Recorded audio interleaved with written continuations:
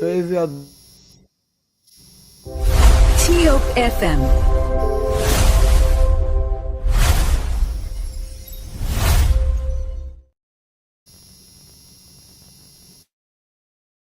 our People Communication Incorporated, and you just listen to the program Cloud Reloaded, and we are now bringing you another, program, which of course your usual and regular informative program. I bet to D4, and I bet to D4 is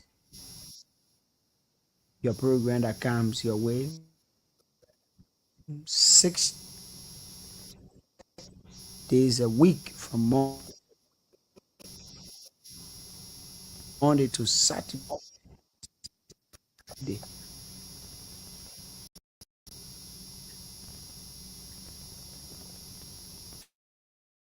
Welcome. And we have our host with us here tonight, Mr. Wright, well prepared, organized. I don't know how many of you, if you want to see Mr. Wright, go and visit the Facebook platform, the YouTube, well prepared. Well, so we like, I don't know, Gable and Crown or Crown, what kind of thing. Sorry to say that. But folks would like to say welcome. My name is Chris Beware, your host in the studio. And my health issue is not that much better, but I thank God I'm here and I'm on set tonight. I'm going to be at the background. But let me say thanks to, every one of you.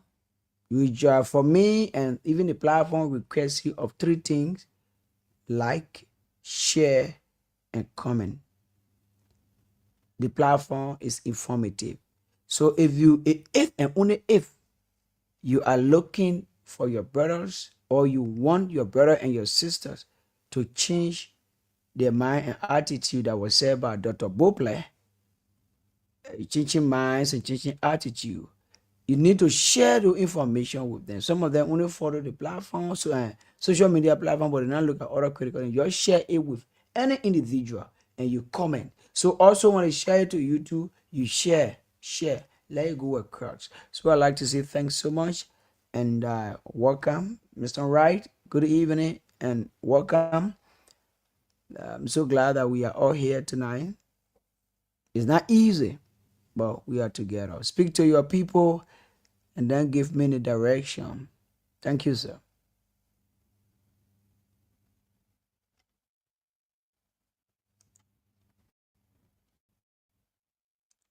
Mr. Wright, are you with us? Okay, so first, welcome.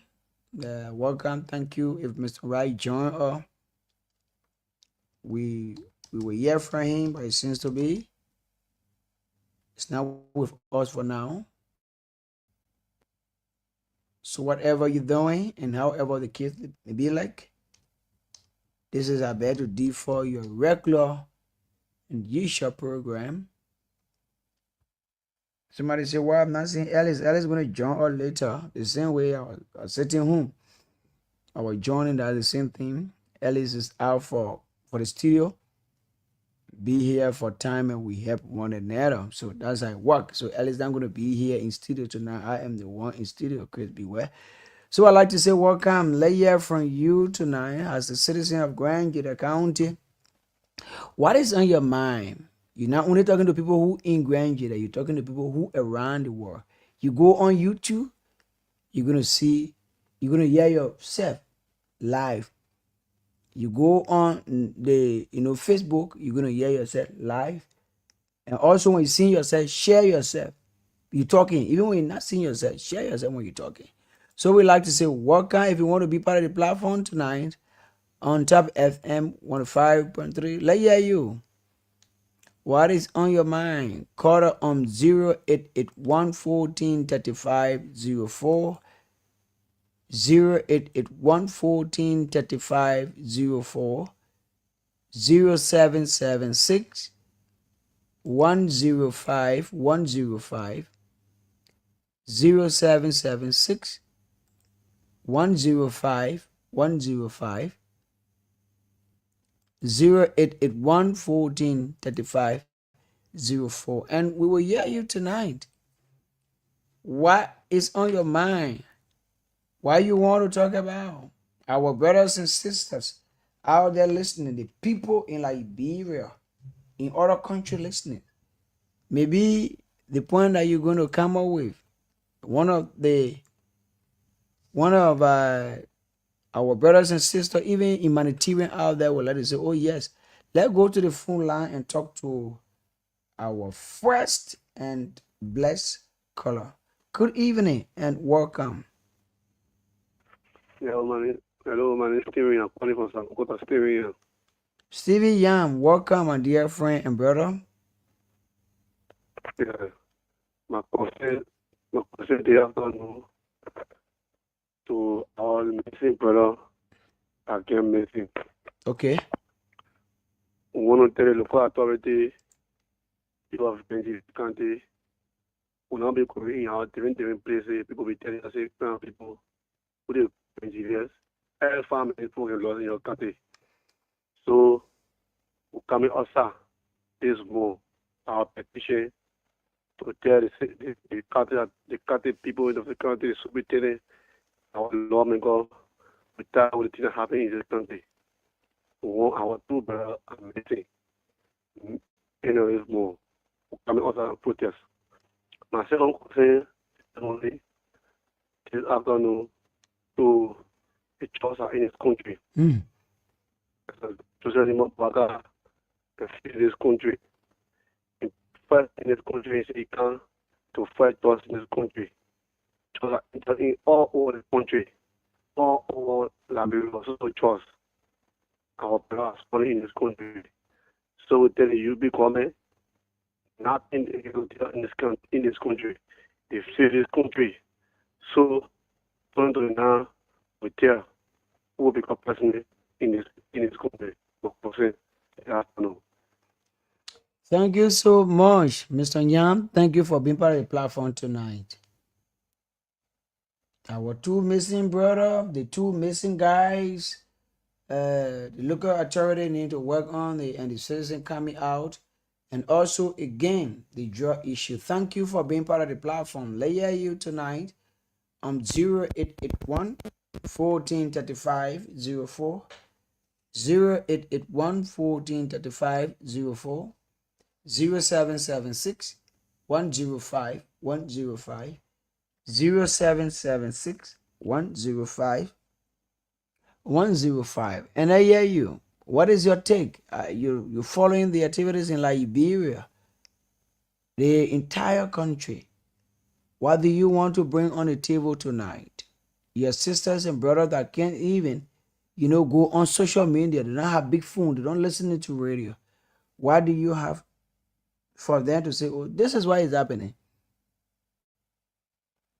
And you've been listening to various platforms from Grand Jita County. Call on 0881 1435 04, 0776 105 105. And you're going to be live. This is our bed to D4. I go to the phone line and talk to this caller. Good evening and welcome. Good evening, my brother. How are you, sir? I'm okay. Evangelist William Maulu. How you doing? I'm great by His grace. Thank you very much for recognizing me. May the Almighty God bless you. Thank you so much.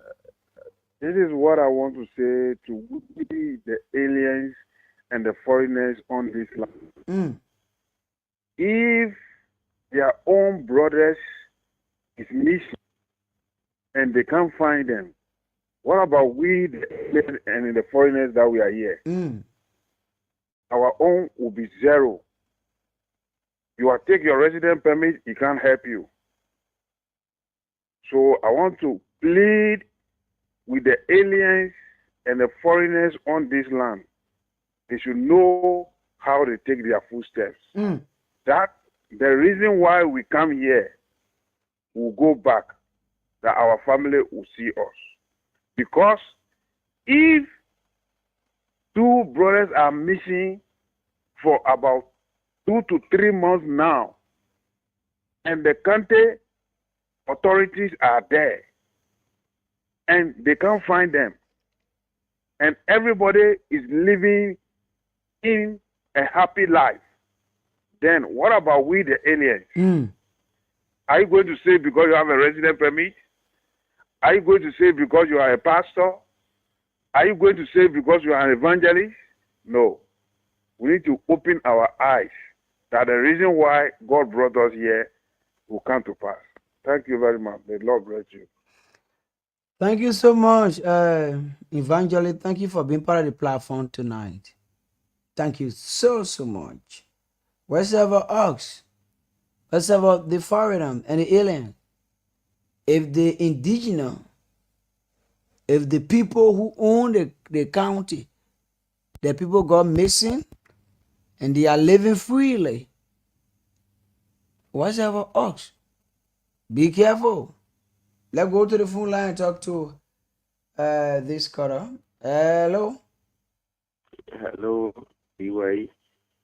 Thank you for the recognition. What is your name? Where are you calling her from? I'm Chris Java joining you from my city of residence. Hey, Mr. Java, let hear you, my dear friend, brother. Yeah, I want to say good evening to the peace-loving people of Grenada County. At the end of while we start following the show because we want for the 26th celebration. Look, brother, if justice have to be done, let it be done. We've been crying, and we can't hear anything.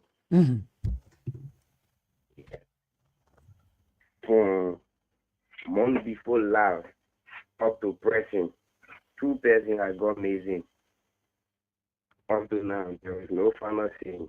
It's about time now, the honorable representative for the Chian community and then call other stakeholders because they is going far. Family members are grieving. Family members are grieving. Family members are grieving. No benefit for the family member.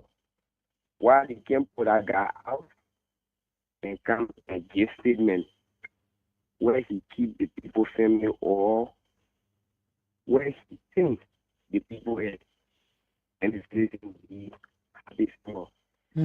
We are not saying the body, we are not getting any sound from anywhere. They are getting big God. It happened to the late honorable Alfred Donor. Our county is getting risky. We need to see reason. When Nigerians begin to come out, they will say they start again. We're calling on our superintendent who said he is the head of the county. Let him listen to the people. We have business people here, different from different countries. They are getting scared. And citizens are making a business, no money. Look, BYE. If I tell you the way that I feel tonight, it may be me tomorrow or it may be you. I don't know. I am a businessman. We have people that travel with money on a daily basis from Green Giga to go to the nearby country.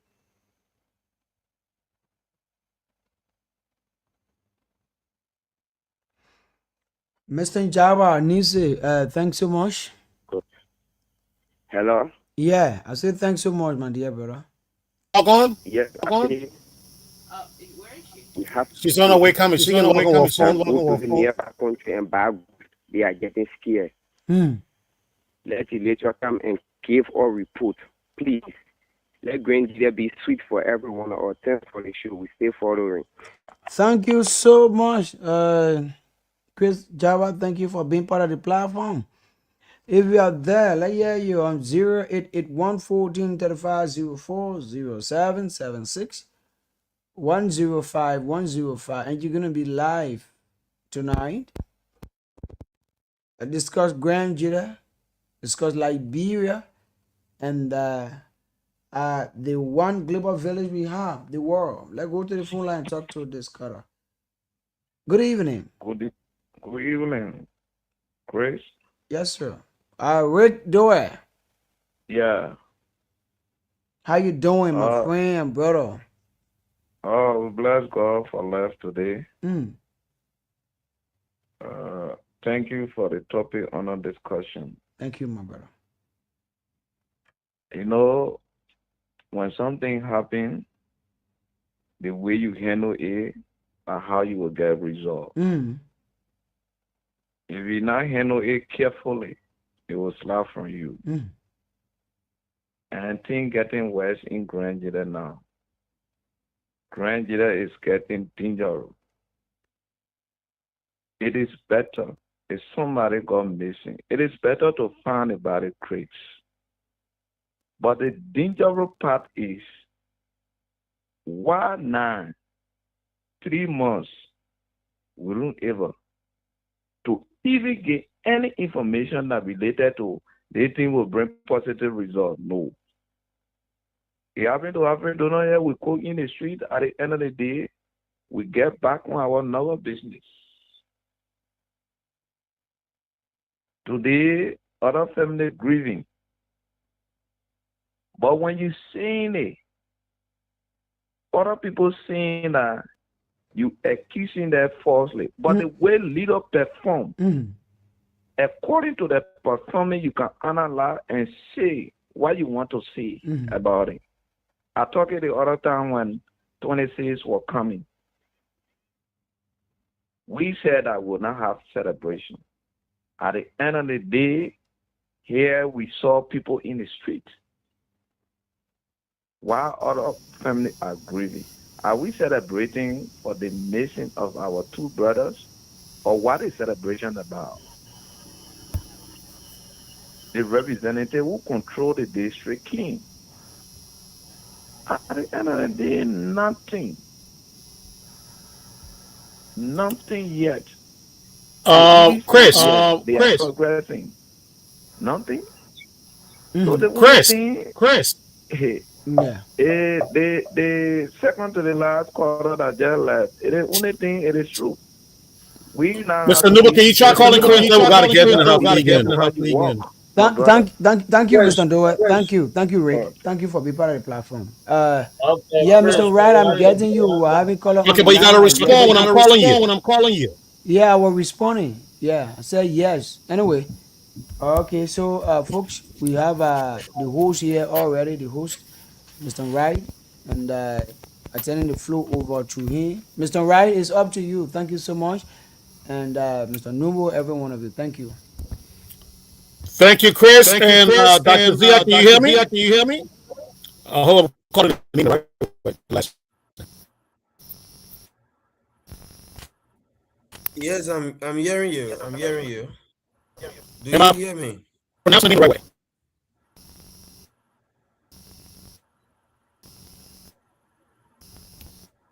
Do you hear me? Yeah, I can hear you. Yes, we hear you. Okay. It's a Dr. Zia or Dr. Zia? Zia. Zia is the Zia, correct pronunciation. Right. Mr. just in case, I'm in, you know what to do. I'm so going to a The sound is terrible. Last night. The sound is terrible. I'm not sure whether I'm the only one getting that feedback. Okay. IG. Okay. IG, go out and come in. Why I introduce myself. Dr. Zia. I'm George Numbo. I'm one of the panelists here on A Beg to Differ. And we are very happy to receive you on our platform tonight. I don't know if you have been here before on the platform. But no, okay, I have not. But we are happy, and we hope that this will not be your last time here. In Liberia, we are based in Zwedru, Grangere County. And on the web, we are based everywhere where the internet can reach. So we are worldwide. And our radio station can reach several of the southeastern counties. So thank you. And let's go back to the host and see, if it's connected. Actually, back to you.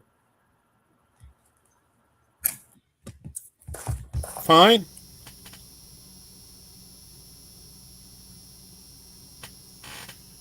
Okay. Fine. Go ahead. Okay, great. All right. Dr. Zia, we're going to go straight into the program. It's good to have you. Mr. Nubo already welcome you to the platform. I also want to add my voice to that. Welcome to I Beg to Differ. It is our pleasure having you as our special guest tonight. Let me go. We have a bio here for you, so I'm going to start reading a bio, and I'm going to come around and hand it back to you, and then you're going to give an overview of what you guys do at the multi-sector level. And if any other information you can go ahead and add that, and after that we're going to come around and ask questions, and then afterwards we're going to go to the line, and then our listeners are going to call in and either make a comment or ask you questions. All right, so that's how we do it here. Once again, we want to welcome to our platform. Well, our guest has a very, very elaborate background. He's a man who loves education, I must say, just judging from his bio. And we are pleased to have him.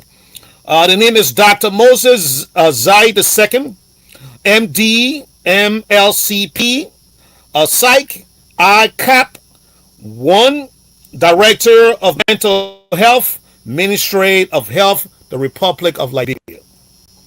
Dr. Moses Zia II is a distinguished Liberian psychiatrist and addiction professional, currently serving as the Director of Mental Health at the Liberia Ministry of Health. He holds a Bachelor of Science degree in biology and a Doctor of Medicine degree. In 2022, Dr. Zia completed his residency training, becoming the first homegrown psychiatrist and the inaugural graduate of the Faculty of Psychiatry at the Liberia College of Physicians and Surgeons.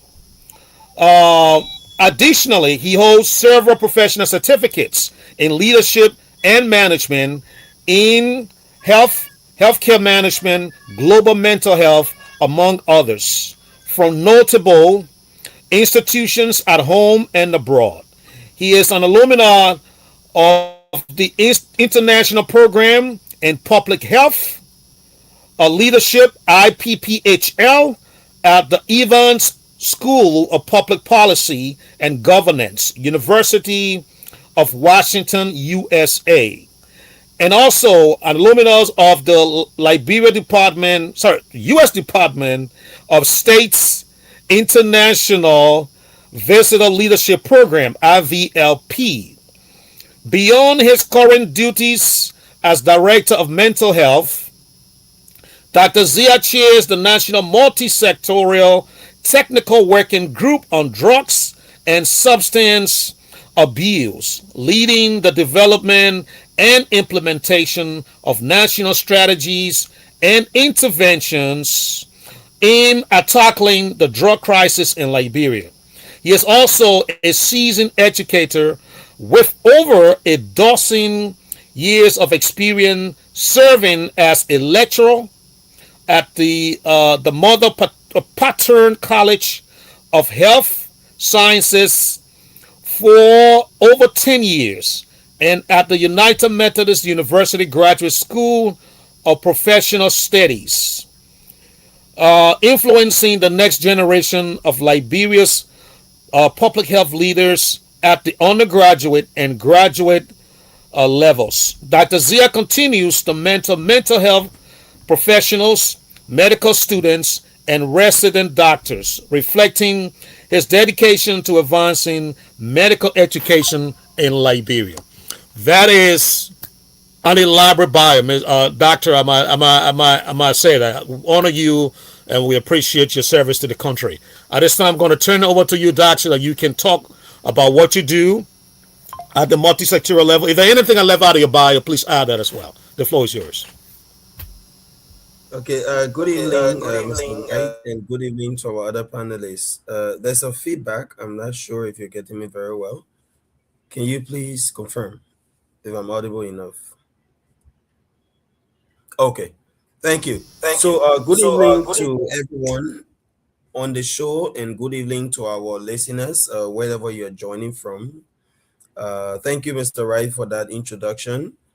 It is a pleasure to be on the show and to share with you what we are doing here in Liberia as it relates to tackling drugs and substance abuse. So, as you indicated in the introduction, I am a technician. So, I am a psychiatrist by training, and I head the technical working group of the Multi-Sectoral Committee on Drugs and Substance Abuse.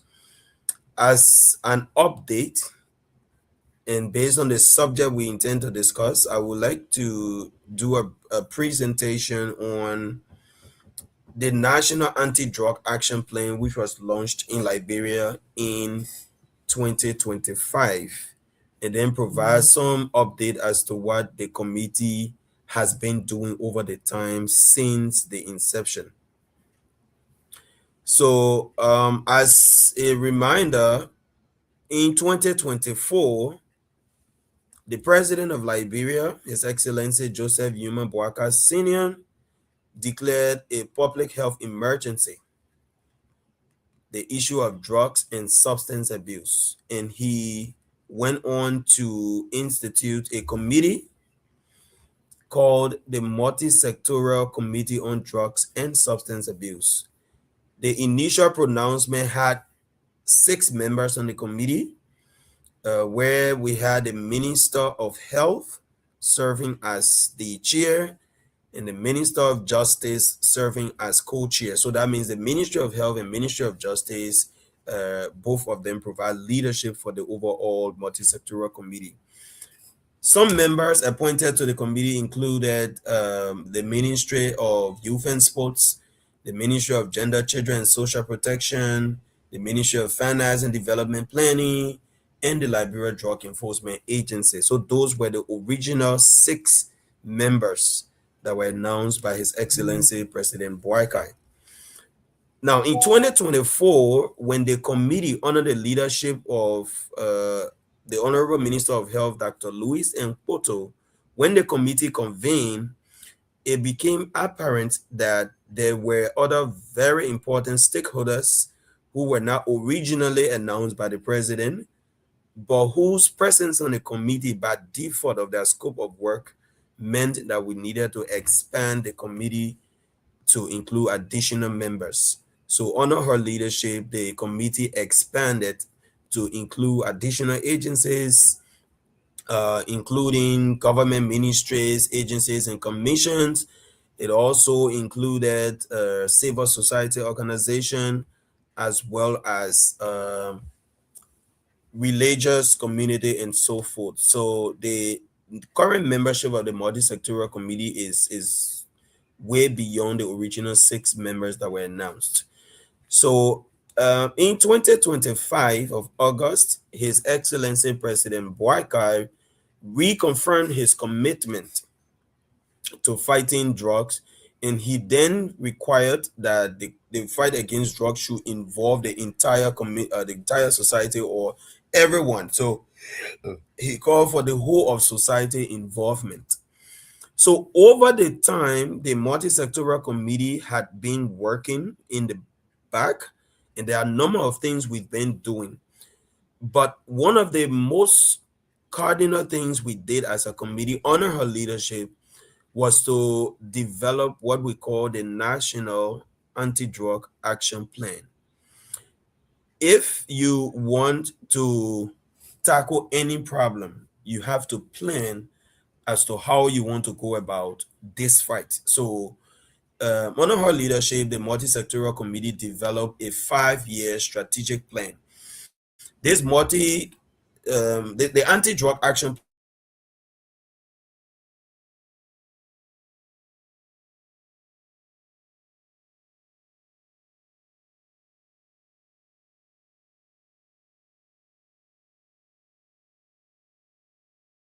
So I would like to run through what the action plan is. And by the way, this action plan requires the whole of society. So everyone is important in implementing this action plan. So I would like to run through what the action plan is, what are the pillars and everything, and how do we intend as a country to implement this action plan.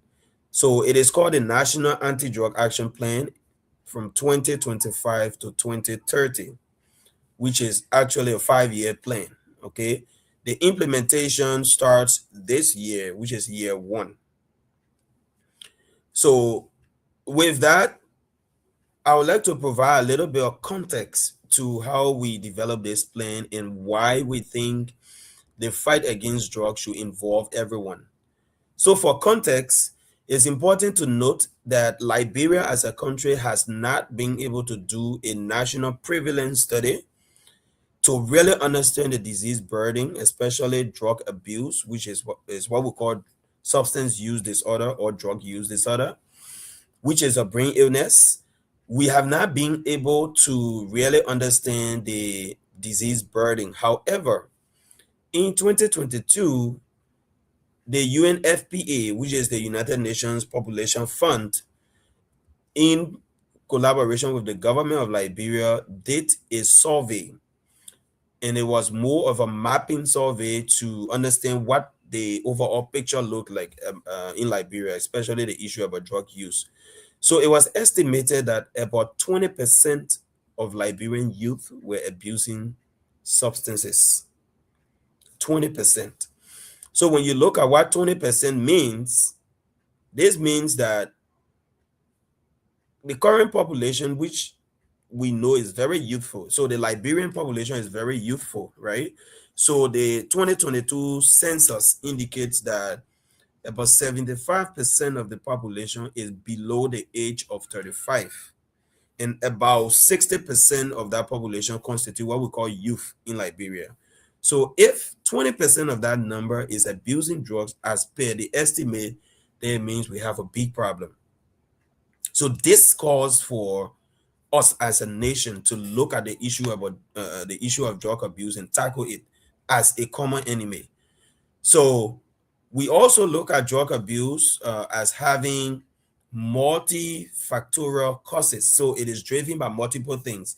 Drug abuse is driven by poverty, unemployment, trauma and mental health challenges, easy availability of these substances, and so forth. And by the way, you can imagine that all of these risk factors, which are just listed, are common to Liberia. We have gone through war, so the issue about trauma, people experiencing trauma during the war, a lot of mental health consequences, as well as the high population we have that is unemployed, and of course the issue about poverty, and then the fact that we have drugs readily available in Liberia. So these are all the risk factors driving the high rate of substance abuse. So with this, we clearly see what the context is. We see what Liberia is as a country and how drug abuse impact young people, and why do we have the experience we have with them, where repeatedly, although they're having difficulties, they continue to use drugs. This is because drug abuse is a brain disease. It's a chronic brain disease that has a relapsing course. Okay. Now, if this is the situation and we've given the context, why then is it important for us to fight drug as a country with a unified force? It is important because there are 3 justifications that I want to point out here. The first justification is that those infectious diseases, for example, so the issue about HIV, the issue about hepatitis B, hepatitis C, the issue about tuberculosis, those are infectious diseases that are quite costly to treat, and they pose a huge burden to the community, to the country. So when people use drug abuse, the risk of acquiring those conditions is high. So that means there's a risk of spending more money treating those conditions if people had them in Liberia. Additionally, there are other complications, medical complications, including some of what we see in recent times, especially among people who use kush. The issue about chronic wound. Many of them have chronic leg ulcer that they carry around for months to years. Now, treating one of those chronic leg ulcers takes several months. And if you look at the cost of dressing materials and antibiotics, for example, to treat one person with a chronic wound for several months is huge. That amount is huge. So drug abuse actually increases the health costs. Beyond that, many times people who abuse drugs, they have instances of overdose and they can be rushed to the hospital. To reverse one of those overdose cases costs a lot of money. And the medications that are antidote to some of the commonly abused drugs in Liberia, they're super expensive and they are in fact not readily available in Liberia. Okay, so additionally, there can be serious mental health consequences or complications. People who use drugs, depending on what kind of drugs they use, they can develop different types of mental disorders. And treating mental disorders can also cost a lot of money because the medications are not inexpensive. They are expensive medications. So you see that the second justification is that we increase our health cost if we do not tackle drugs. The third justification we like to give is that drug abuse actually strains our law enforcement and criminal justice system. Now, if you check many of the prisons in Liberia, more than half of the people in prison are in prison for drug-related crimes. Either they are dealers or traffickers, or they are users and they went to commit other crimes like larceny, they went to steal from people, or robbery, or some kind of things related to drug use. So that alone also strains the criminal justice system. So imagine if you have drug users filling the whole detention centers and the prison. Now, when you have other people who should be prosecuted, who should go to prison for other, crimes, you can imagine that the prison is overwhelmed. And for example, here in Liberia, the central prison was built for, I'm told, for less than 500 people. But now it's overwhelmed. A lot of people in the prison. Why? Because a lot of drug-related cases are there. So drug abuse strains the law enforcement and criminal justice system. The limited resources are being used to run beyond criminals who are abusing drugs or who are involved with drugs. That is a strain to the justice system. And then another point to mention is that drug abuse actually affects the nucleus of the society, which is the family. It causes disintegration of families, and that leads to issue about child neglect, school dropout, and you can imagine what happens at the end of the day. When children are born into families that abuse drugs, child neglect is high. The issue about childhood trauma and abuse and all those things are quite common. The children are unlikely to go to school because their parents who are abusing drugs are not going to school. So you imagine that they also grow up in such an environment. What happens? The issue about intergenerational poverty continues. Nobody is actually getting further in education or in career or whatsoever. So at the end of the day, it really undermines the society from the very nucleus, from the family level. In families that have individuals or people using drugs, they go through a lot.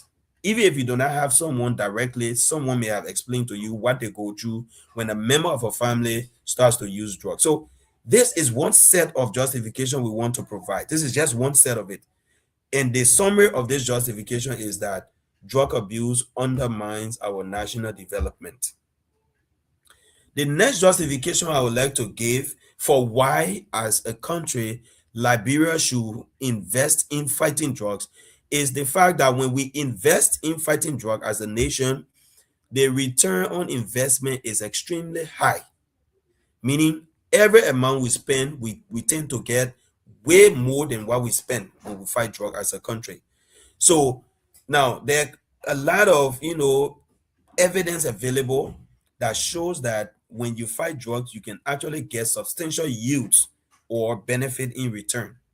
So let's look at a few of the evidence that have been shown. So for example, the United Nations Office on Drug and Crime, as well as the World Health Organization, they've told us clearly, and the literature is there, the evidence is available, that if you invest $1 in evidence-based drug prevention programs, you actually save up to $10 in future health and other costs. So that means the return on investment is up to 1 to 10. That is massive. Okay. Now, value, the benefit, that the country gets is that effective treatment and rehabilitation program can actually restore individual health, because we talk about health, which is one thing we will spend on, because they're abusing drugs, they have a lot of complications. So you restore their health, you restore their productivity. Many of them can go through vocational skills and become, employable and actually contribute to the workforce. You can also contribute to good family life. You can restore people into the family and they have a better life going forward. And at the end of it all, you can convert someone from being a burden, who they are when they are using drugs, and you can make them to be contributors to the national growth of the country. So this is a return on investment, and this is something that justifies why we should invest in the fight against drugs. Now, the third justification I would like to give, the third set of justification will be the fact that the fight against drugs actually contributes to what we call the Sustainable Development Goals.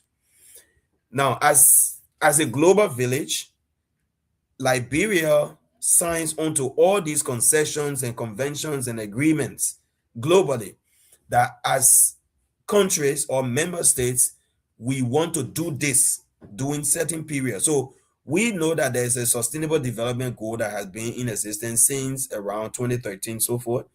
And up to 2030, the sustainable development goal is supposed to end. Liberia has signed onto the sustainable development goals. And so we are obliged to ensure that these interventions we have signed, these consent or agreements, or rather we have signed, our heads of agencies have signed, or head of country have signed, we are under obligation to ensure that we implement. So when we address drug abuse, we contribute to at least 4 of the sustainable development goals. 4 of them. So what are the sustainable development goals and how do we contribute? One, when we address drug abuse, we contribute to goal number 3. The sustainable development goal number 3 talks about good health and well-being. And good health and well-being, like we said, drug abuse undermines that. So if you take care of drug abuse, you are actually contributing to goal number 3, which is good health and well-being. And by the way, under goal number 3, goal number 3.5, which is a sub-goal, talks about the fight against substance use disorder, which is drug abuse. So directly, you are impacting or you're contributing to the sustainable development goal. Beyond goal number 3, you contribute to goal number 4, which is quality education. When people are not abusing drugs, you prevent school dropout. And by doing that, young people can go on to get proper education, acquire a career and become productive.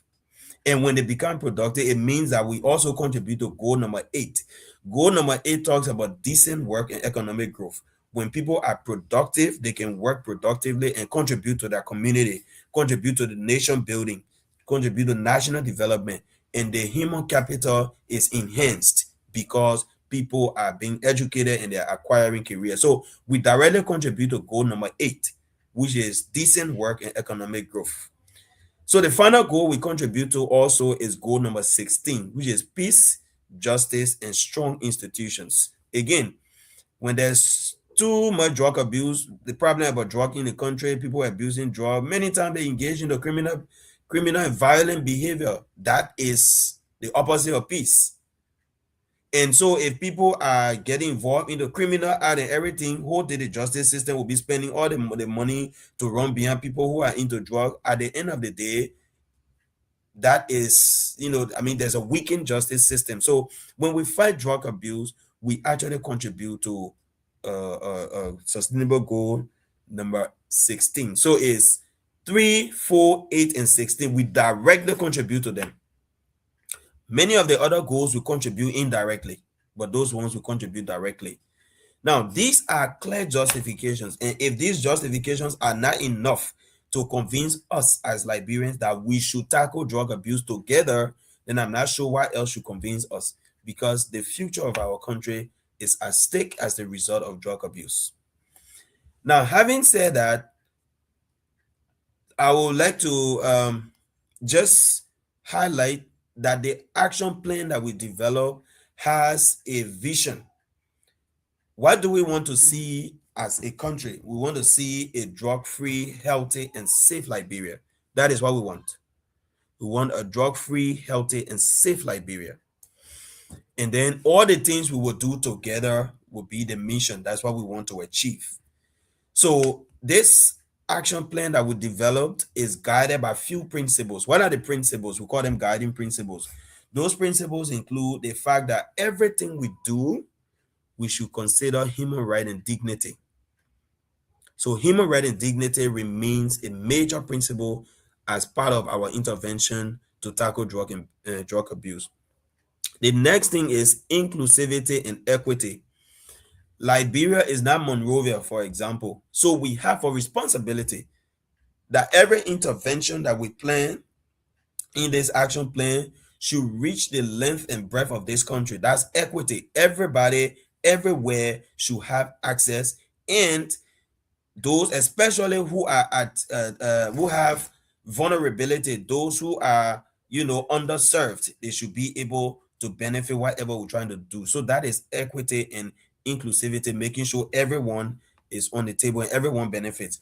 The next principle is public health approach. We should consider it as a public health issue, and the principles of public health should apply.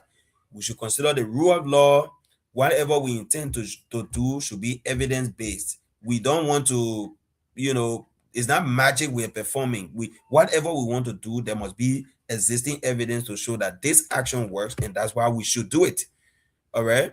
Additionally, it should be multi-sectoral, meaning that it should involve all the agencies whose work will be relevant to the intervention. It should also be built on resilience and sustainability. Whatever we're doing, we should put systems into place that it will last. Our interventions will last beyond a government regime. It will last beyond a year or so. So everything we want to do, we should look at the sustainability. How can it continue beyond the time that some of us are in the role? How can it continue? The Honorable Minister of Health is the chair of the multi-sectoral committee, but obviously she's not going to be there forever. So when she has left, although she had this vision, she drove us through strong leadership to develop this plan, and we are implementing. But when she's gone, when she's no longer on the scene, what happens? We want this action plan to be sustainable. It should go beyond. And then, very importantly, it should involve community participation. When community own up to an intervention, chances are high that it can be sustainable and that it can be successful, because we are the community. So all of us should be a part. So these are very critical guiding principles that I just thought to highlight, that all of us have a role to play in whatever we do to fight drugs. Should really, really consider all these principles. Now, having said that, sorry, do you hear me? Yes, we hear you. Okay. Sorry, I got a terrible feedback. So now, what does this action plan contain in terms of the things we say we will do? So there are 3 pillars. We call them strategic pillars. What are those pillars? Pillar number 1 talks about drug demand reduction. And by the way, some of these concepts are technical, so I will really try to break it down so we understand, and I hope so far we're following. But the first pillar is drug demand reduction. What does that mean, drug demand reduction? It means that the people who are supposed to buy this drug, the people who are supposed to use this drug, they should have no use for it. So the demand shouldn't be there. And how do we do that? There are 2 priority areas there. The first one, we say we should do a lot of prevention and education so people understand the danger associated with drug abuse so that they wouldn't use drugs, so they wouldn't buy drugs. So we want to reduce demand. So drug is a market. There's a seller and there's a buyer. So the first thing we say we want to do is all the people who are supposed to buy this drug, we want to discourage them from buying the drugs. So that's why I said the first priority area talks about prevention and education. The second priority area talks about, the first priority area, so pillar number 1 has 2 priority areas. The first one is prevention and education, and the second one is treatment, harm reduction, rehabilitation, and social reintegration. This is about treating people who already are using drugs. Probably they just started or they already been using drugs for a long time. We want to treat them so they can no longer continue using drugs. When they are no longer using drugs, they will no longer buy drugs. And when they no longer buy drugs, it means the demand for drugs will go down. Eventually, the supplier will get out of business because nobody is buying. So we want to do that. So all of that, those 2 priority areas fall under strategic pillar number 1. Strategic pillar number 2, which is the second part, talks about drug supply reduction. While it is true that we are trying to reduce demand, that is, we don't want people to buy drug and use drug, we also have to make sure that drug is not available for people to even think about buying it. So that talks about drug supply reduction. There are 3 priority areas there. What are they? Number 1, we say law enforcement and control. We have to do everything possible to control the availability of drugs. The second part talks about control and regulation of medical controlled substances and their precursors. What does this mean? In other countries, including the United States, currently they are struggling with what we call opioid abuse. Now, opioid, including fentanyl, is one of the very difficult drugs to treat. But the point is, opioids are actual medications. Many of the opioids are actual medication. They have medical uses, but because they have the risk of being abused, so they are tightly controlled. So in the US, one of their problems came as a result of a lot of prescription of opioids. So many people started using opioid for medical reasons and they got addicted to it. So by the time they got addicted to it, then it became a problem. When they didn't find the medical use or the medically prescribed opioid, they would go and buy some other things, some illicit drugs in the street that are also opioids and can also give them, a desired effect that they want. So now America is struggling with fentanyl and other opioids because people at some point in time had liberal prescription of opioids. What we want to do in Liberia is how well we can control the opioids, which are medical products, how tightly we can control them to make sure that they are not readily available and that people can start using them and become addicted. So that is the second, the second priority area under the pillar 2. Then the third priority area, we'll talk about the legal and judicial reform. What do we want to do? We want to keep reviewing our laws, our drug law in Liberia. We review it in 2023. We want to keep reviewing all the existing laws and guidelines and everything on all these illicit substances. We want to keep reviewing and keep updating as needed so that we can tighten the restriction and make sure that we deal with the supply. All right. So that is the second pillar, and those are the 3 priority areas under there. For the third pillar, it is more about how we bring it all together to function. So the third pillar talks about governance, coordination, and evidence for decision making. So we want the fight against drug to be well coordinated. We want to have strong institutions, strong leadership, and then we should have evidence for everything we do. Research, data, they should inform all the things we say we want to do as a country. So that is the third strategic pillar. There are 2 priority areas under there. The first one talks about governance, policy, and coordination.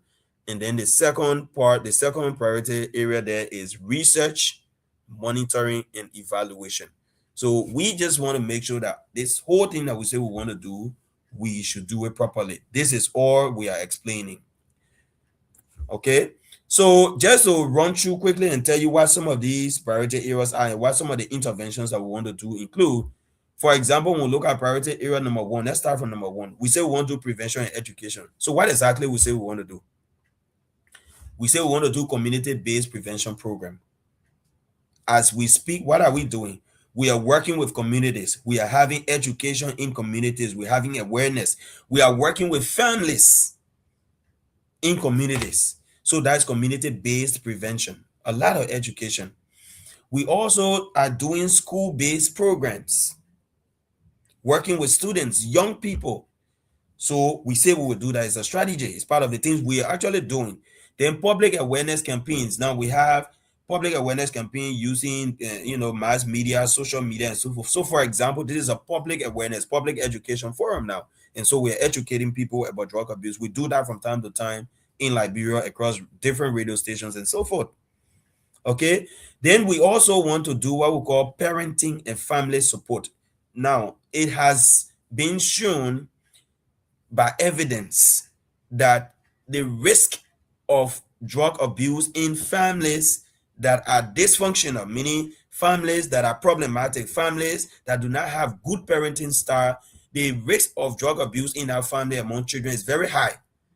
So when you work with families very well, teach them parenting skills and so forth, you reduce the risk of children abusing drugs in families. So we have parenting and family support program as part of the intervention. The second priority area, we said treatment, harm reduction, rehabilitation, and social reintegration, right? So what do we want to do here? What are the key strategies we have? Number 1, we want to expand treatment facilities. In Liberia, unfortunately, as a country, we really did not have national drug treatment facilities. We did not have them. But as we speak, we have a number of facilities running under the government directly, and then we have a lot more being run by private providers, NGOs, and other organizations, and we are working with them, faith-based healers, as faith-based institutions, and we are working with them directly to strengthen how well they're providing care. So by doing that, we are expanding treatment facilities so more people can have access to drug treatment programs. All right. Beyond that, we are ensuring that whatever services are delivered in Liberia, they are by the evidence. We know typically people do different things. People want to help. So people, they come up with an idea, they use different methods that they believe can work. But we need to make sure that whatever people will be doing as a way of treating drug abuse, that those things that they are doing are based on evidence. Okay, so we are ensuring that evidence-based modalities are the ones that we are using in Liberia. The third strategy there is what we call harm reduction. Now, harm reduction is where you have people using drugs, but you work with them at the time they are still using drugs while encouraging them to stop using drugs. You work with them to arrest other risks that they have. For example, somebody using drugs, for example, a lady is using drugs, she's abusing drugs, she usually gets involved into, a commercial sex as a way of sustaining her drug use, but you don't want her to get HIV.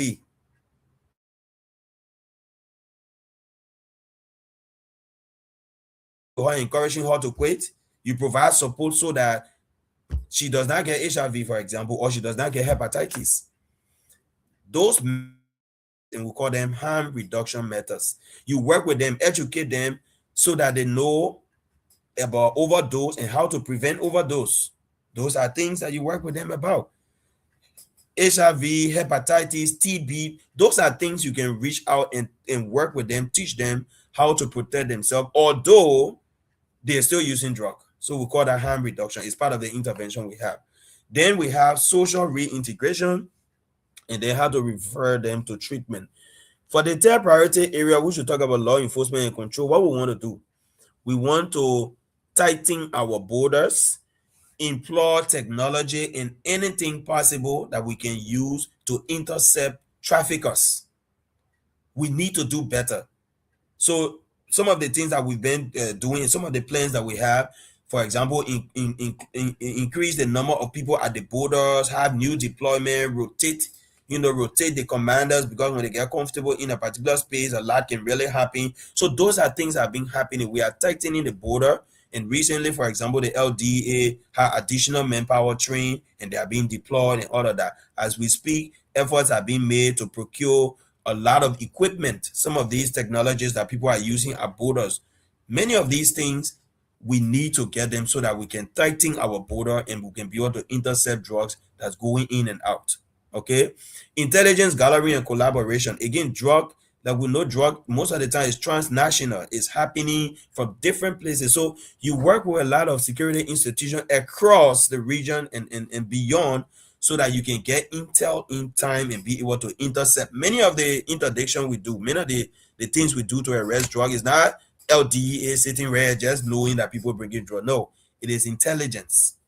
So we want to strengthen our intelligence, how we are able to intercept, from information we receive. We want to also tackle organized crimes. Now, people who involve into drug abuse, they don't do that as only drug abuse. They get involved in money laundering. They get involved sometimes in human trafficking and so forth. So those things together, they are called organized crime. Many people are in the chain. So we have to be able to work, strengthen our system such that we're able to target people at different levels. All right. And then the next one on this priority area is what we call proportional enforcement. Proportional enforcement is wherein when we arrest somebody who has a small parcel of drug that was intended for personal use, how do we treat that person versus the person who trafficking, huge consignment of drugs? So it's proportional. That means the penalty you get for drug related offenses should be directly proportional to the gravity of the crime. So that's what we call proportional sentencing. So those are the strategies that we are employing, and those are the strategies that the action plan has clearly laid out that we should do.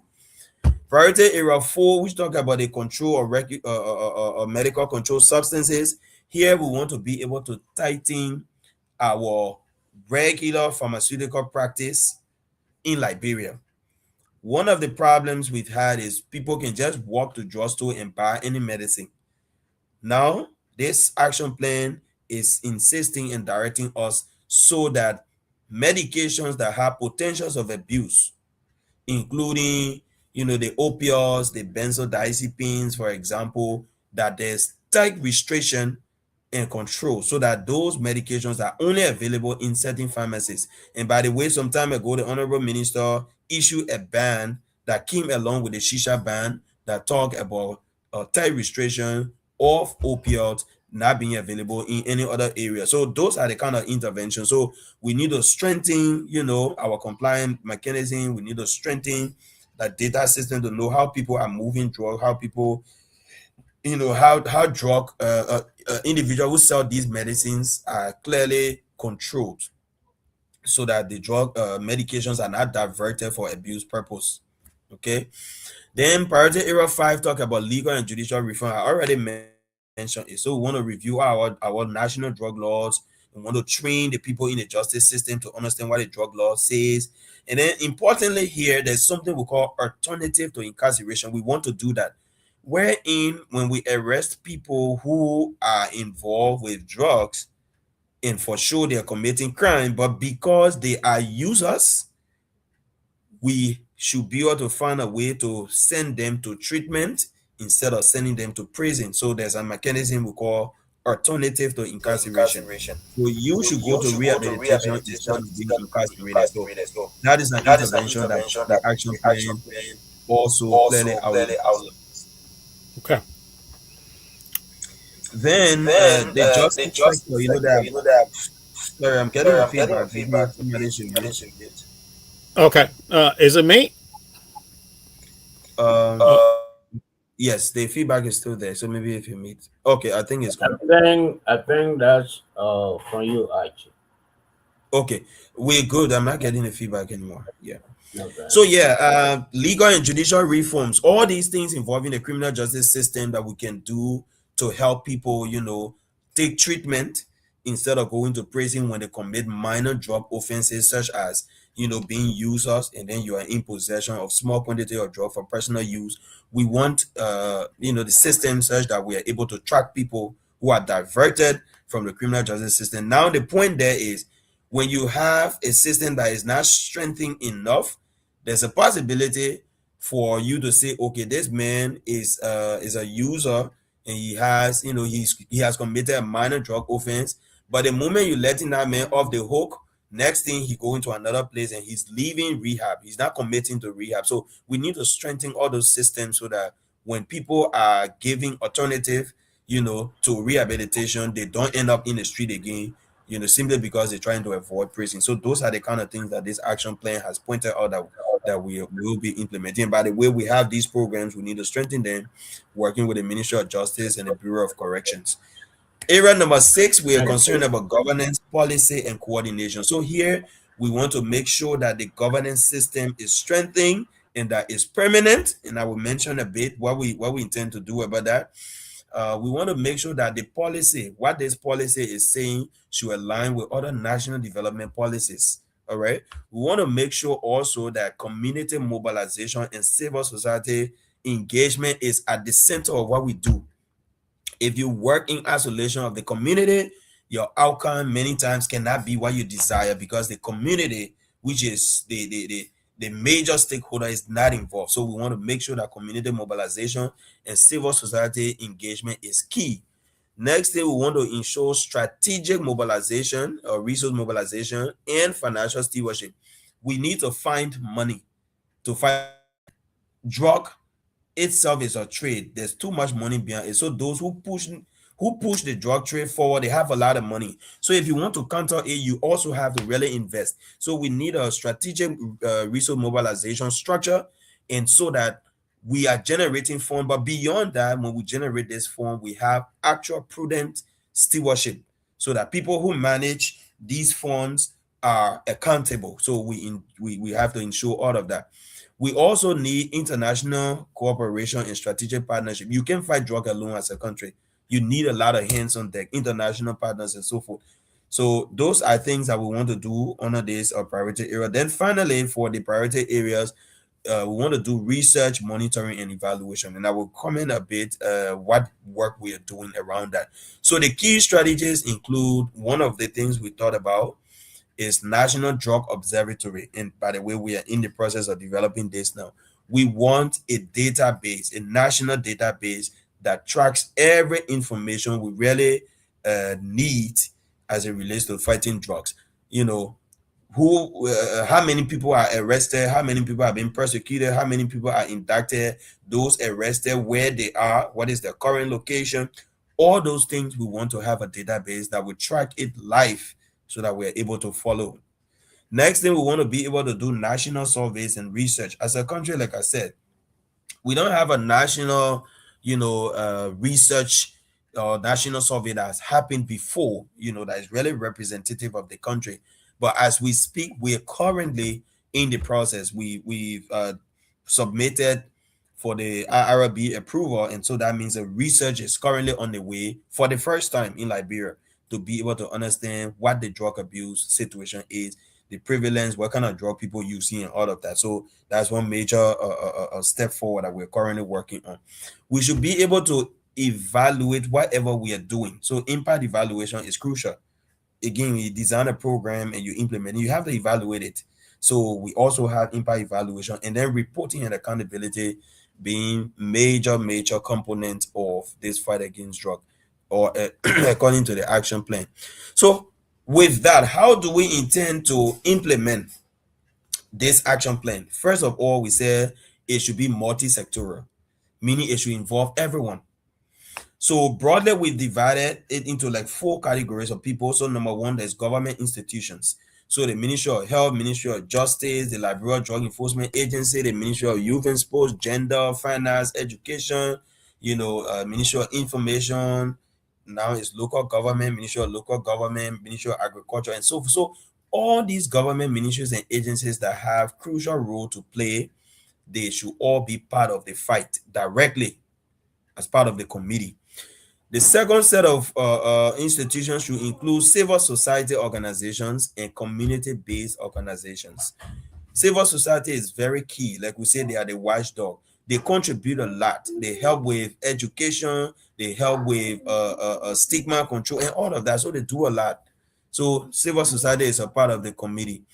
The next is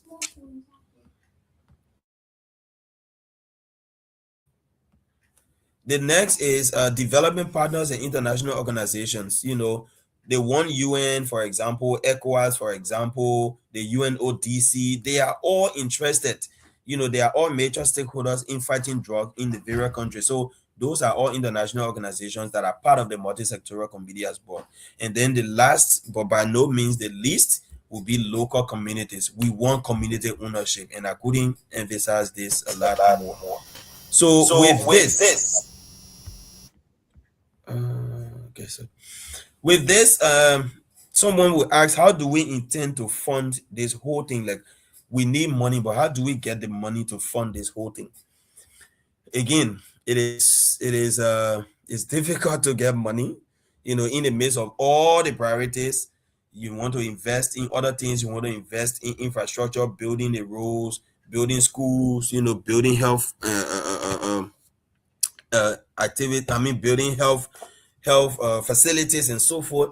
So someone will say, then how do we get money to really fund this intervention? We believe that we should be intentional and look for multiple streams to be able to fund this fight against drugs. So as a result of this, we are currently in the process of doing two critical things. I will talk about the other one right after here, but the first thing is that we want to establish, and we are in the process of establishing a national drug rehabilitation fund. Dr. Zia. Yes. I don't want to.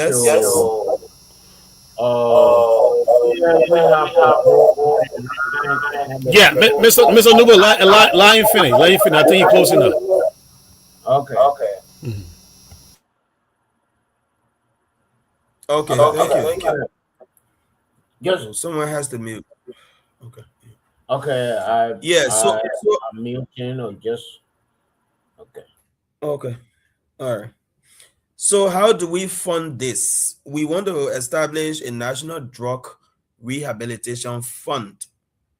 So we want a dedicated account where we're able to pool multiple resources to ensure that we have what it is to fund the interventions. So this National Drug Rehabilitation Fund will look at different revenues.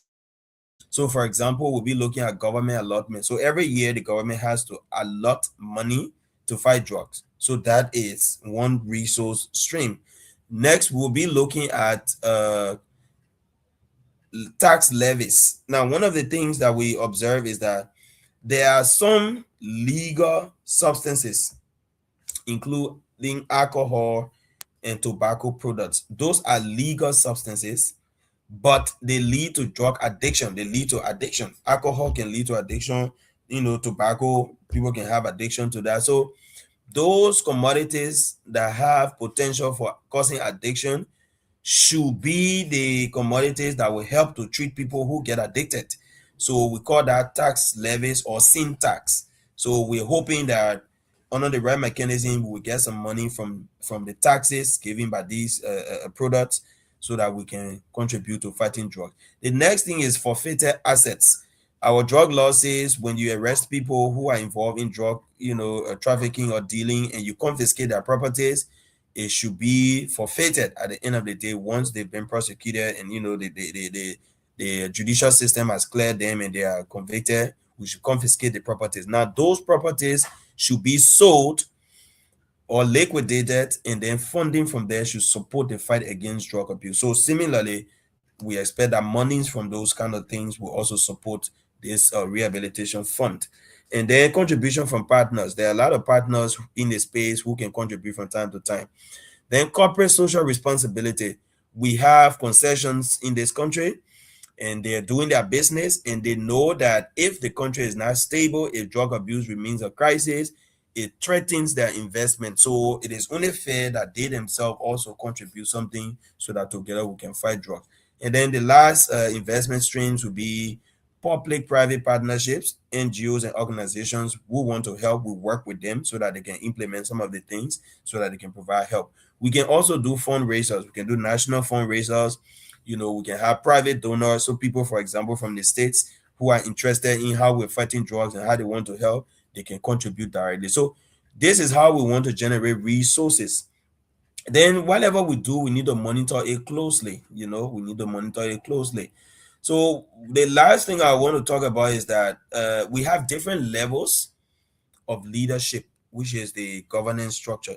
So we have what we call the multi-sectoral steering committee. So they're where there's the head of agency, like the ministers and our principal deputies, they're where they sit, and their role is to provide leadership and oversight over everything we do. Then we have the second level of governance, which is called the National Multi-Sectoral Technical Working Group on Drugs and Substance Abuse. Now, for example, there where I sit as the chair. So that particular leadership level is made of technicians who actually contribute to developing the interventions and implementing. Then we have the third level, which is the community, the county anti-drug committees. We want every county to own a fight. They have their own structure. They have everything it takes, pulling all the stakeholders in those counties to ensure that the fight against drug is happening at the county level and that the county is owning it. And then the final one is what we call the community anti-drug action teams. So we, under the leadership and vision of the Minister of Health, we work with local government representatives and leaders to ensure that we establish something called the community anti-drug action teams. So it means every community will have a cross-section of representative across the divide, the elderly, the young, the male, the female, the religious leader, traditional leaders, everybody to have small teams to form part, of the fight against drugs, so that these people are actually, they have the responsibility to protect their community, against drugs, and then help with the implementation of this action plan. So basically, I know it's very comprehensive, but with this, you can clearly ask any question along the line of what the action plan says, and perhaps what have we been doing, what are some of the things we've done. So generally, this is where I would like to land, and then just turn back over to you, the host in studio, and thank you for giving me the opportunity.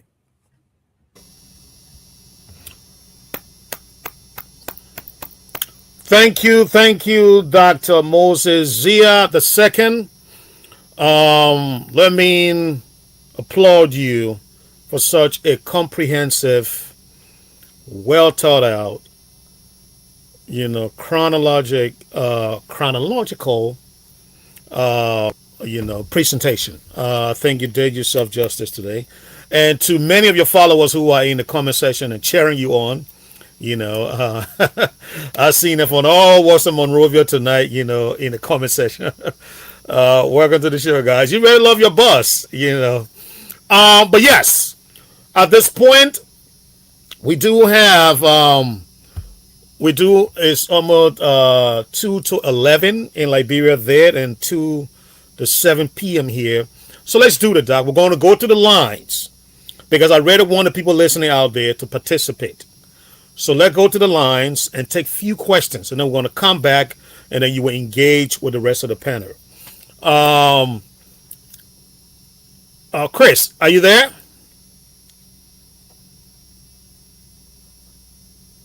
Yeah, I'm here. Okay, thank you. Okay, thank you. Chris, take at least 5 questions. At least 5 questions.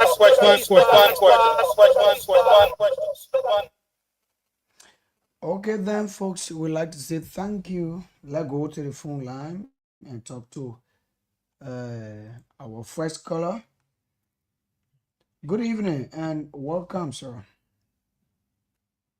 Mr. Chris, beware. Yes, sir. Are we live? Yeah, of course. We're live. Confirm if our professors are getting up clearly. Yeah, Mr. Numo, Mr. Wright, are you guys are getting all? Dr. Moses, yeah, you guys are getting all? You can just show all your tongue. Yes, we're getting loud and clear. We're getting loud and clear. Thank you so much. You can go ahead, sir. Thank you. Let me say the pleasant good evening to all of our professors. Welcome in class. Again, they have demonstrated the high level of professionalism by bringing in one of Liberia's youngest doctor. I'm so proud of him in my comment section. I'm proud of him. Liberia is proud of him. Congratulations, sir. Here is my two questions quickly. One, do you people have the prosecuting power? Take, for example, if one is being caught into the spider web by your team, as to whether you got prosecuting power. My second question would be, how do you support yourself in terms of financing? Is it from the government angle or from donors outside of governmental institutions? Because the institutions mean well for our people of this country, and it's possible for Africa at large. So whether you're being sponsored by government institutions or a donor that is non-governmental institutions. Thank you. Thank you for having us. My name is retired Captain Emmanuel S. Doe, otherwise known as Medicatu. You don't force, but you compare to do us the right thing. Thank you, sir. Thank you. You're not force, but you compare to do all the right thing. Thank you for being part of the platform. Quarter 0881 14 35 04 0776 105. You're going to be live tonight. 5 callers, 5 questions or recommendation or comment. You listen carefully to. Yeah, just what with the cartoon said. The youngest. Go on social media, go see the man. Young man. Yeah, Dr. Moses Zia the second. Quarter 0881 14 35 04 0776 105 105. 0881 14 35 04. And let's go to the phone line and talk to this. We love the caller. You can call her back on 0881 14 35 04 0776 105 105. And you're going to be live 1 minute past the hour of 11 o'clock for Liberia time. So whatever you're doing and however the case may be, like this is your regular and more, talk about program on Top FM 105.3 that comes your way from Monday to Saturday. So let's hear you tonight. You listen to one of the youngest. I talked to this caller. Hello. Yeah, hello. Good evening. Good evening. What is your name and where are you calling up from? I'm Michael J. calling from 2 Street. Okay. Let's hear you, Mr. Michael Gill. I would like to commend the director in studio. Yeah. For everything they are doing for the Liberian people. Yeah. That is why it's good to put responsible government in power. I just called to commend him. Thank you very much. Thank you, Mr. Michael Gay, for even calling to commend the youngest director. Thank you for being part of the platform. Call on 0881 14 35 04 0776 105 105 0881 14 35 04 0776 105 105. And you're going to be live tonight. Yes, indeed. You listen to the two two questions that with the cartoon, not food, but you compare. Are they having the power of prosecution? That is one. Or the other question was, who's supporting them? Is it the government or donors out there? Because there are two things. Is people supporting you? The government supporting you, how will you get power too much? Call on 0881 14 35 04 0776 105 105. And you're going to be live. You listen to the daughter, giving the basis. From 1 to 5, from 1 to 2, they are away. Before the child have 1 year, that's certain thing. And when the 1 year come in, before 2 years, I like the way Mr. Doctor. Chris. Yes, sir. Let's just yeah. If you don't have a caller, you can bring it back. Yeah, we have caller here already. Okay, thank you Mm-hmm. for connect. I'm Alex Engele Jr. calling from my LFE community resident. Okay. Let me appreciate the studio guests for the information provided. Mm. And when it comes to the question that was asked by Bulitatu, you know, this once I don't know if that organization or what or it's a group that have been funded in the process, but what we need, let it be autonomous in the process to seek other support from international institutions. Because when you seek support from the government, definitely you will not be self-supported in the process. Whatever the government says in the process, that's what you do. But once you stand up to say you want to be part of what or say what, definitely you remind government of other wrongs and you implement whatever you have as a goal or agenda. And the people of Liberia will be happy to eradicate other things that is not good for the society. So I want to say thank you to him. Let all of us continue to do work. Your name again, sir? I'm Alex Engele Jr. Alex, thank you so much. Thank you so much. Let's go to the phone line and talk to Bude Cartoon. Welcome back, sir. When we are in class and the topic being provided by the professor is very interesting, then it's also important for the student to raise finger and ask questions from the platform. My last question will be, do our doctor have people assigned maybe in the rural counties?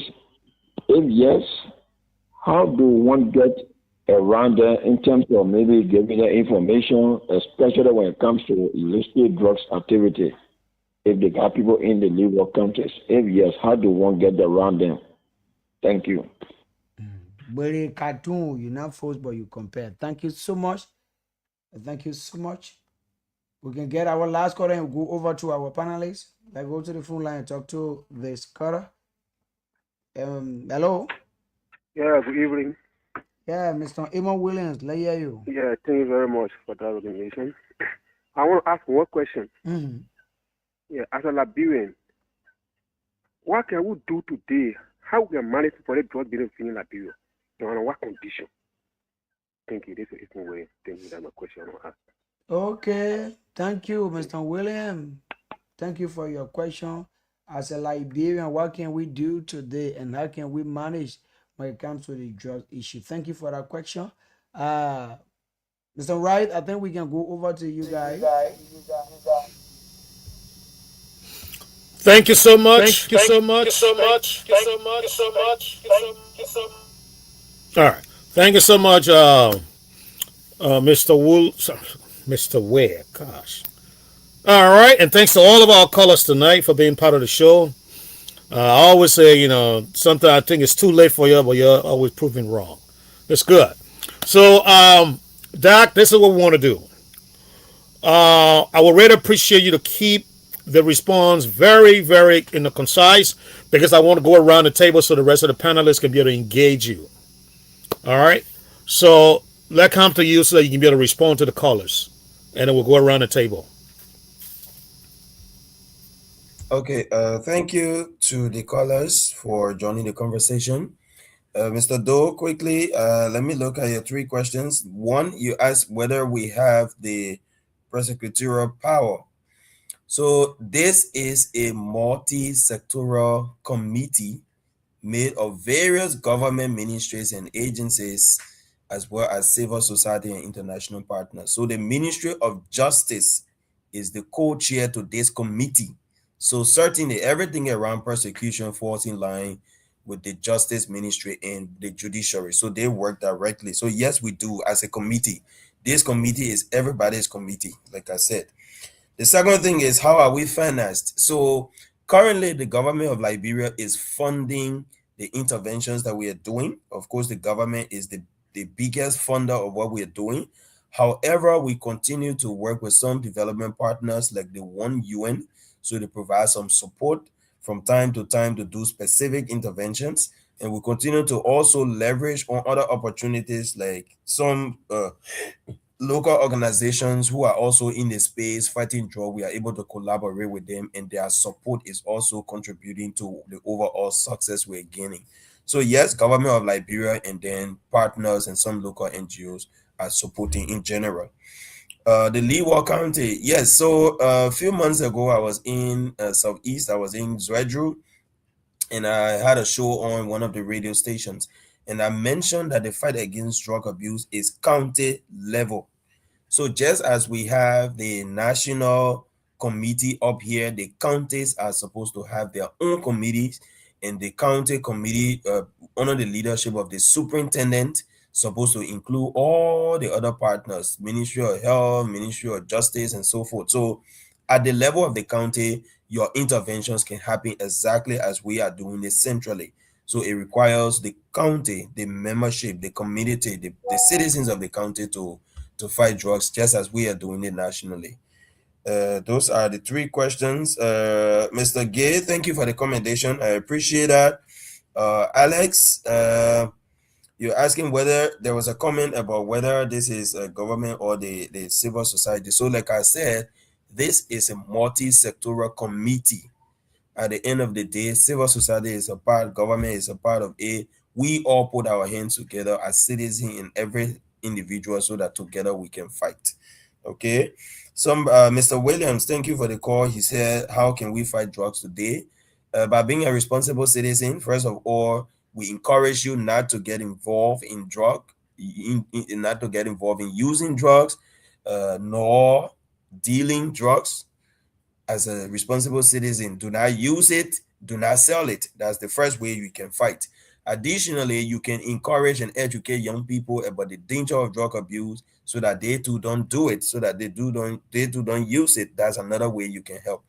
If you know someone in your community who is using drug without identifying yourself, you can give what we call intel. You can blow whistle so nobody know you are the one, You asked if I'm with us, and I said yes, and I don't know if I have the flow. You do. Okay, thank you. Thank you, Dr. Zia, for your presentation.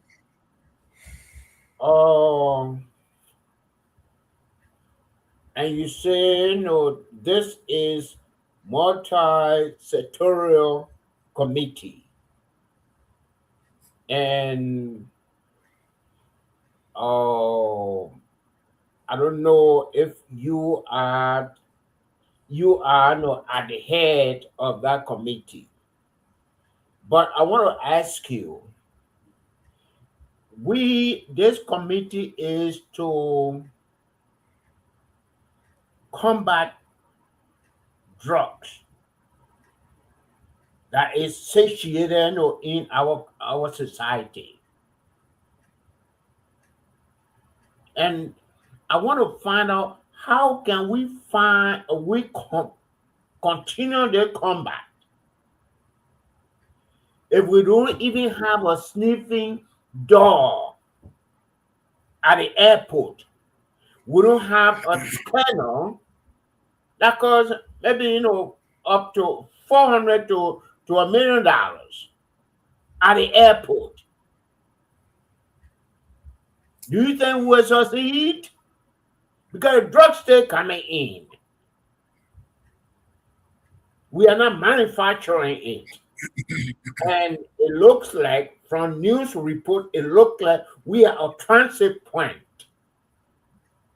So if we cannot, I feel that if we cannot find out how the drugs enter Liberia,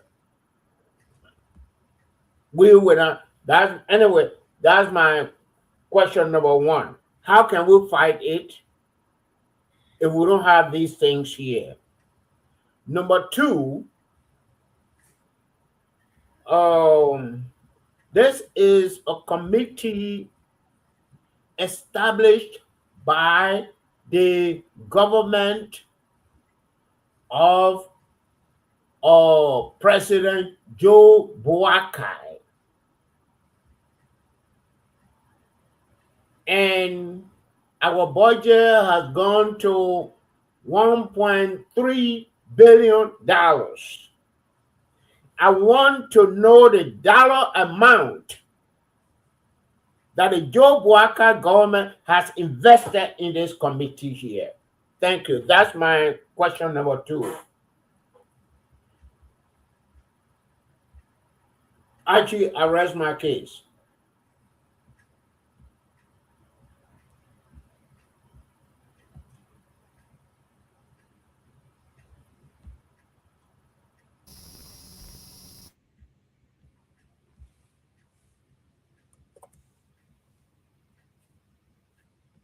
Archie, you are muted. Yeah, and I'm trying to unmute, but let him go. Let Doc go ahead. Doc, go ahead and answer. Okay, Doc, go ahead and answer the question, please. I don't know why I delayed to unmute. I don't know. Archie, I think you need to go out and come in. Archie. Are you hearing me now?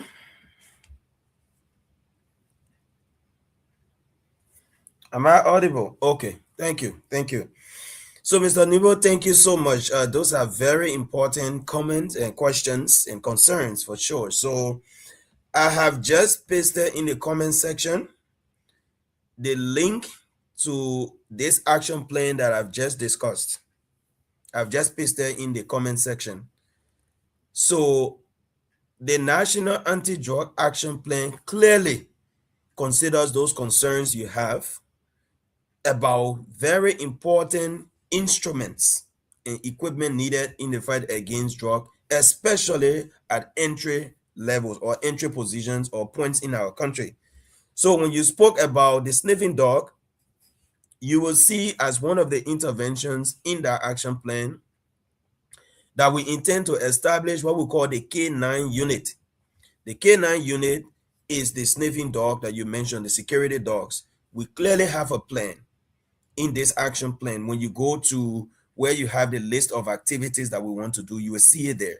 So indeed, we are in the process. We are going to get a K9 unit for Liberia, and we are going to establish it really soon. The second thing you talk about, scanner, very important also at ports of entry, the airport, the seaport, the major borders. As we speak, the LDEA, the Liberia Drug Enforcement Agency, is procuring scanners as we speak. And when you go there in that action plan, you will also see clearly that that is one of the activities we have. So we talk about investing in technology. So those scanners are clearly there. So for sure, you got it. You're spot on. These are things that are needed in the fight against drugs, and this action plan is clearly capturing those things, and we will work to get them with the right investment. The second part you talk about is the investment, the funding, the dollar that has been put into the fight against drug abuse. The national budget for Liberia is a public document. So when you go back from 2024 till present, you will see how much money has been placed in the budget directly that is intended to fight drugs. So in 2024, the Ministry of Health received funding for what we call mental health project. That mental health project means we need to build facility so that we can treat people. Now, when that facility is completed, by the way, we are building that. Once it is completed, one of the things we'll do is to treat people who have drug use disorder. So that's a direct investment. And that was up to $500,000 in 2024 that was placed in the budget. We use that money to start doing treatment for people with drug use disorder, and then to also start the mental health project. The Ministry of Youth and Sport received money also in 2024 for, they call it, support to at-risk youth program. So you will see the amount the Ministry of Youth and Sports received. The money was also used to help to reintegrate some of the young people who had been treated, and also to do a renovation or refurbishment of a building that we are setting up now as a rehabilitation center. So the update as to all the things we've done is the second part of the presentation. But of course, I didn't pull all of this out because we didn't have much of a time. So 2024, those were the direct major investments that came from the government. In 2025, and by the way, in the same 2024, there was this Kush Must Go project is in the budget. There was money, I think it was up to 800,000 that was sent to the LDEA. It's called Kush Must Go. So that was direct investment also to fight drugs.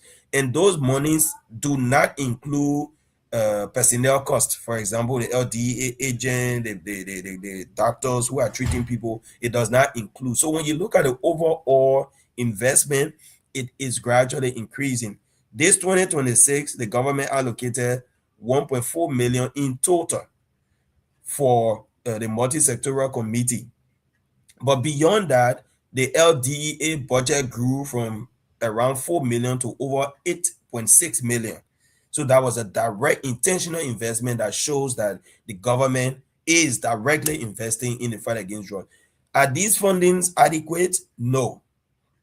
And that is why we keep advocating for the government to increase, the investment or allocation, but also we need to find alternative sources of funding because the government is doing many things and the fight against drug is just one of them. So with this National Drug Rehabilitation Fund, if we are able to get support from many other places, then it means that we can have more to intensify the fight against drugs. Thank you.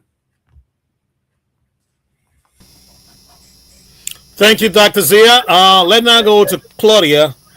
Claudia, emotions. Thank you very much.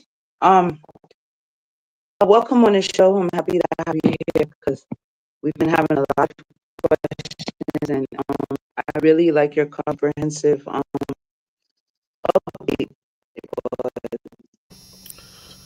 Claudia, you must have seen in the same bucket tonight again. You're breaking in very terribly. Okay, let me restart. Oh, you okay now? Whatever you're okay. Try again.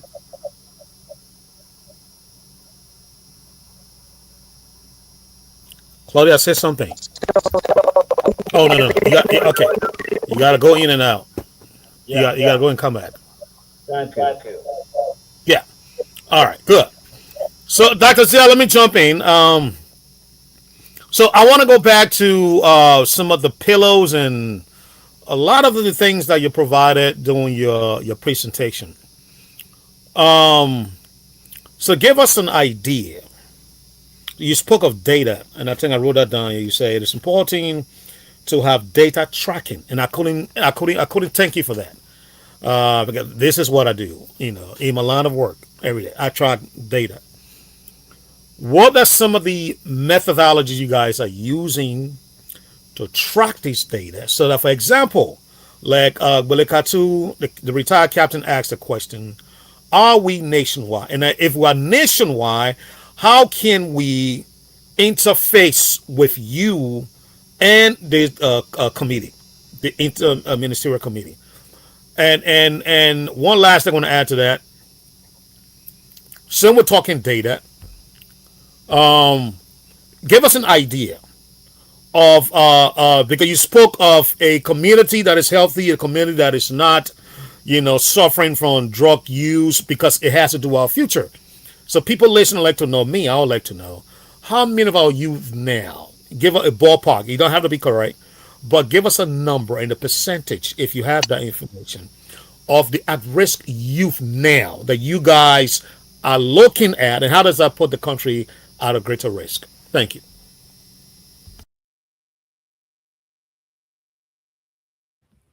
Thank you, Mr. Wright. Also very, very insightful concerns. So in terms of data, like I mentioned, we are currently building a database that will bring together all the information in a central portal that the multi-sectoral committee can view it, okay, and be able to tell exactly, what is happening here and there, especially at senior level. However, current information involving the different aspects of the intervention are currently resident with the ministry or agency that is involved. So, for example, the LDEA has its data of the number of people that have been arrested since the inception of this committee. And for example, the number of drugs or the quantity of drugs that have been arrested, the number of people who've been arrested and prosecuted, the LDA has that data, and I just have it here in a report. For example, by July 2nd, there was a cabinet meeting and there was an update. So, for example, the number of arrests that the LDA had made in total, we have the clear numbers there. All right. So, for example, there were total suspects, for a given period from 2025 September to 2022. To June, from September 2025, to June 2026. For example, they had around 1,167 suspects. And then prior arrests that had happened before that time from 2024 was 635. So when you put that number together, we are looking at anything around 1,800 plus arrests that had happened. And then all of those people, the number of convictions that were done from September to June 2026 were 8 plus previous conviction that was 38. So that number will be anywhere around 46, for example. So we have those kind of data, mostly resident with the agency. Now, these numbers, like I said, from June 2026. So these numbers do not include the more recent, arrest and all the things that are happening. No. So when we talk about at-risk youth, like how many of the people we've been able to enroll into treatment, the Ministry of Health has that data. So for example, we've been able to enroll since 2024 to now, we've been able to enroll around 1,008. Okay, from 2024 to it was the same July, it was June actually, around 1,288 at-risk youth had been placed into treatment, into our different treatment programs across where we have them. So for example, we have those data clearly and we can reflect them anytime needed. But when I talk about the data framework we were building was to include all those live information so that at any where you are, once you have access to the database, you can be able to see it and we can easily generate reports. So in terms of estimation, like I mentioned, we have not had a national prevalence study for Liberia. However, a mapping survey was done in 2022, and that mapping survey estimates that 2 in 10 young people were abusing drugs. That means 20% of the young people. And I made a case to indicate that 75% of our population, as per the 2022 census, is below the age of 35. So you can look at what we are talking about as it relates to 20%. All right.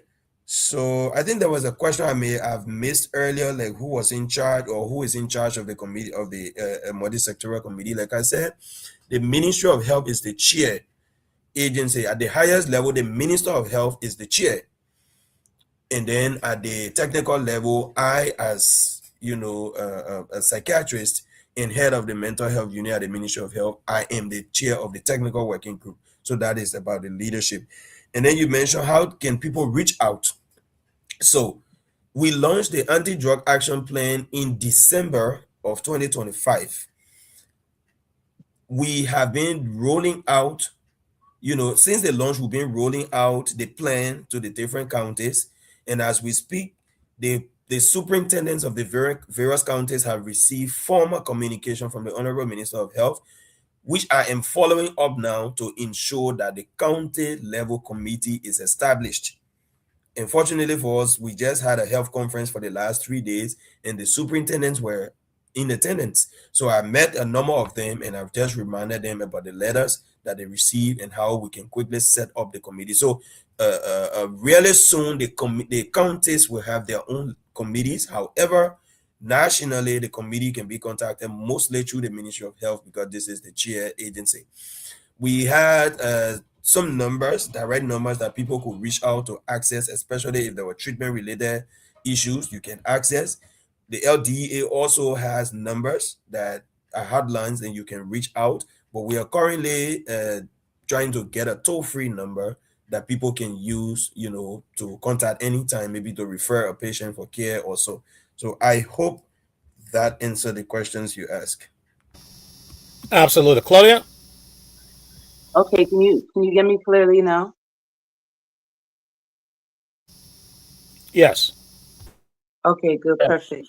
So again, doctor, thank you for appearing on our show today. It's really a pleasure.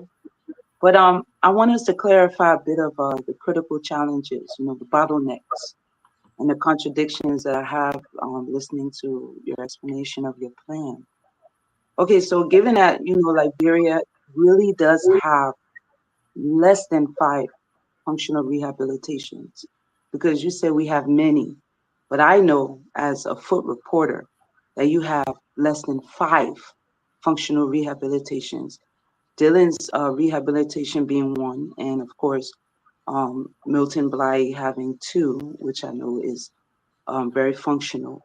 Where are all the thousands of youth? Because where I live, I can count up to 600 youths that are addicted to narcotics.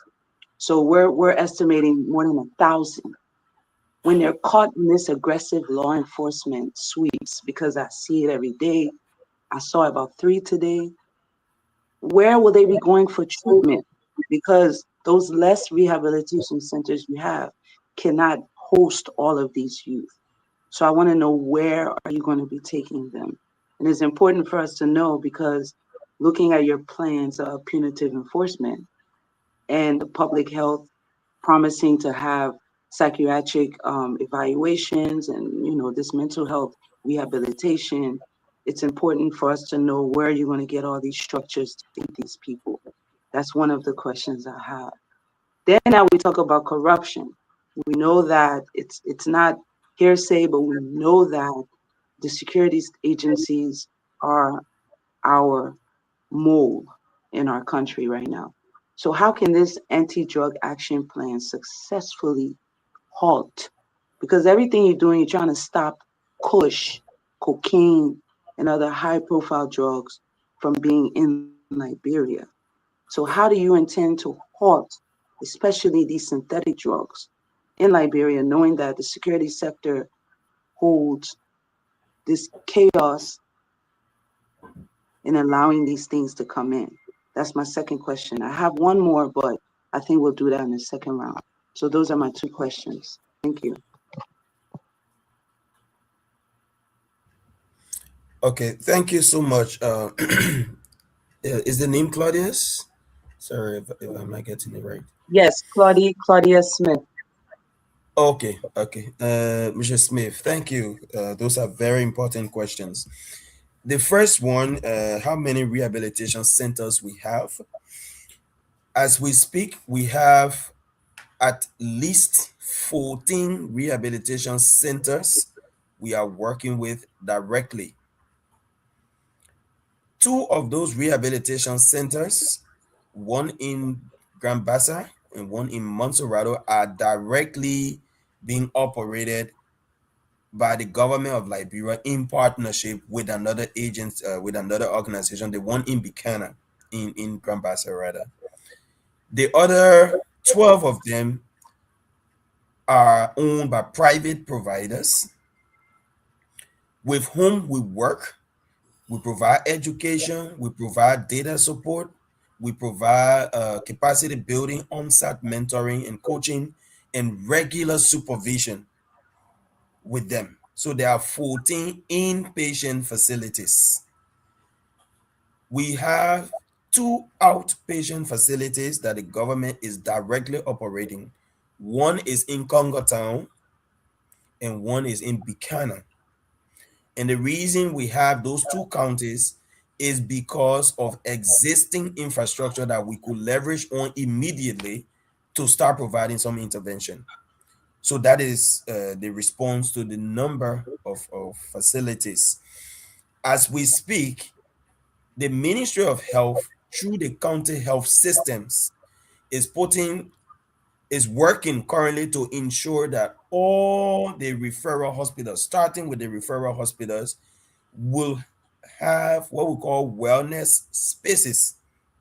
And those are areas of service delivery where people who have mental health problem as well as drug addiction problem can come for assessment, evaluation, brief intervention, and some treatment interventions, and as needed, people can be referred to the existing facilities.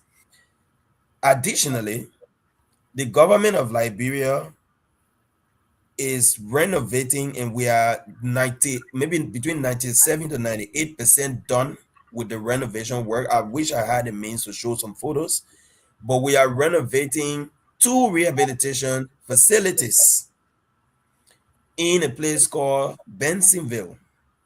One is for the male, it has up to 100 bed capacity, and the same for female, 100 bed capacity. The Ministry of Youth and Sports is leading the renovation of the female dormitory, and they are nearly done. And then through partnership with the World Health Organization Liberia office, we are almost done also with the female rehabilitation facility. So those are additional facilities. We have a current operating facility at the El Chopa RC in Johnsonville. When we converted the area meant for refugees, we converted it into initially a temporary holding center, and eventually we started operating it as a rehabilitation facility because we had a surge of individuals leaving the street when the LDA was really massive with the rate, and then we had to put them in treatment. So that is what we have in terms of facilities. And a bigger one, like I said, we are building a national referral hospital, which is a national neuropsychiatric hospital that has the capacity of up to 350 beds when completed. This one is not only for drug addiction, but it's a national referral hospital for mental disorders in general. But then substance abuse treatment will also be included. So that is it about facilities. And like I said, the goal is to expand. So through the county committee, every county will identify existing infrastructure that we can put together, that we can renovate, we can get up and running to do more treatment. So where are people being treated? People are being treated in those various facilities. But the 4 facilities, 2 outpatient and 2 inpatient centers currently running directly with the government of Liberia. People do not pay money to go there. So we support the feeding, the clothing, the medication, the payment of staff, everything. The government of Liberia is funding that. And then in partnership with an organization called the Mother of Light, we are doing the one in Buchanan directly. So that's just the update. Now, this means that we need to expand the treatment access more. And that's why we are renovating, we are building additional infrastructure. So hopefully we should be able to commission additional, rehabilitation centers to house more people. Now, the other thing about, a lot of the guys are in the street, what happened, where do we carry that? Now, one of the critical things we should understand is that drug abuse treatment is a very complicated process, and treatment depends on the individual. It depends on the individual. So now you see a lot of people in the street, they're in the ghetto, they're in the cemeteries and all of that. You cannot physically force them and take them to any facility. They will not stay. So through our treatment program, we link them with an outpatient or reception point where we do assessment, determine the kind of treatment they need, and we begin building motivation with them. Those who want to go into treatment, we can eventually take them. Last year, August, a number of them came together and said, "Oh, we want to go into rehab because they're raiding our places. We have nowhere to go." That was when we commissioned the El Chopa RC facility. So treatment of drug use disorder really, it requires a number of things, and not just moving people into a space called rehabilitation center. I just want to make that emphasis. The issue about corruption, I believe that every human being can choose to be good or to be bad. Most times people are bad because we do not have the tight control or the system level control to ensure that they must align with rules and regulations. I believe that with great leadership, with systems, with control systems in place, people are able to align. Yes, everywhere around the world, you have members of law enforcement that are corrupt. We have bad cops, for example. So the system itself has to root out the bad people. And the way bad people are rooted out is when they are exposed through intelligence, through different things, through investigation. So I believe that with great leadership, especially from above, and within those security agencies, we are able to identify the dirty cops, the bad ones, root them out, and then try to strengthen our fight. But we are committed, and the action plan clearly provides the directive in the roadmap that we can use to fight drugs. Thank you. Thank you very much. And I mean, not to make you nervous, because we do hope to have you, here in the future on our program. And thank you for clarifying that we do have lesson, not just 5, but lesson 3 fully functional. Because like you said, from county to county, as you disperse yourself, you will affiliate with other facilities. It's good to understand that fully, because like I said, we know that in the next 3 months, we're going to have thousands of young kids and teenagers and young men trying to be a part of this rehabilitation program. So please let that be your first priority in making sure that this is put in place. I have one more question. I don't know, Mr. Can I throw it in real quick? Looking at time, it's very important for me to know if that's okay with you. Okay, let me get it in. All right, so doctor, I understand that your plan is to pretty much detox and provide mental health. But my question to you is, after all of this, because I have about 5 young kids around me here, I've promised to get involved in your plan because they need help. They need help. So I need to know, after all of this mental rehabilitation, drug rehabilitation, what will be next? When we talk about trade school, we talk about after vocational programs. How are you going to integrate this after your strategic mental health and drug rehabilitation? That's my last question. Okay, thank you.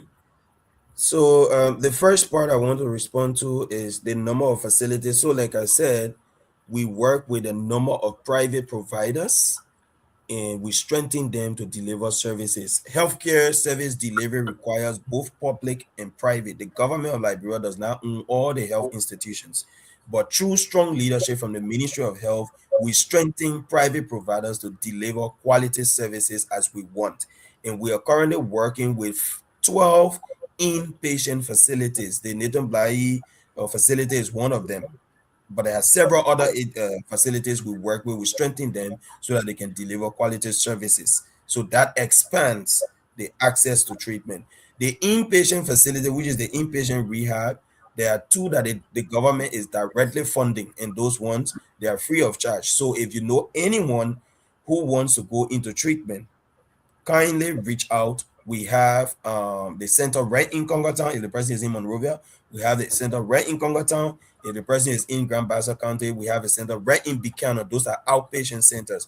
We bring them, we evaluate them, we start the process of treatment from the outpatient, prepare them, and take them in the inpatient if their treatment warrants inpatient. So yes, treatment is available and people can reach out. Like I said, we do have numbers. I can also share them, but we are working on a toll-free line because many times people want to reach out. Sometimes they may not be able to pay for credit and all of that. So we're working on a toll-free line. We'll announce it really soon from the Ministry of Health so that people can reach out. So treatment is available and people can come. I just thought to also emphasize that. The issue about after treatment, when you look at the anti-drug action plan, and like I said, I have pasted it in the chat box.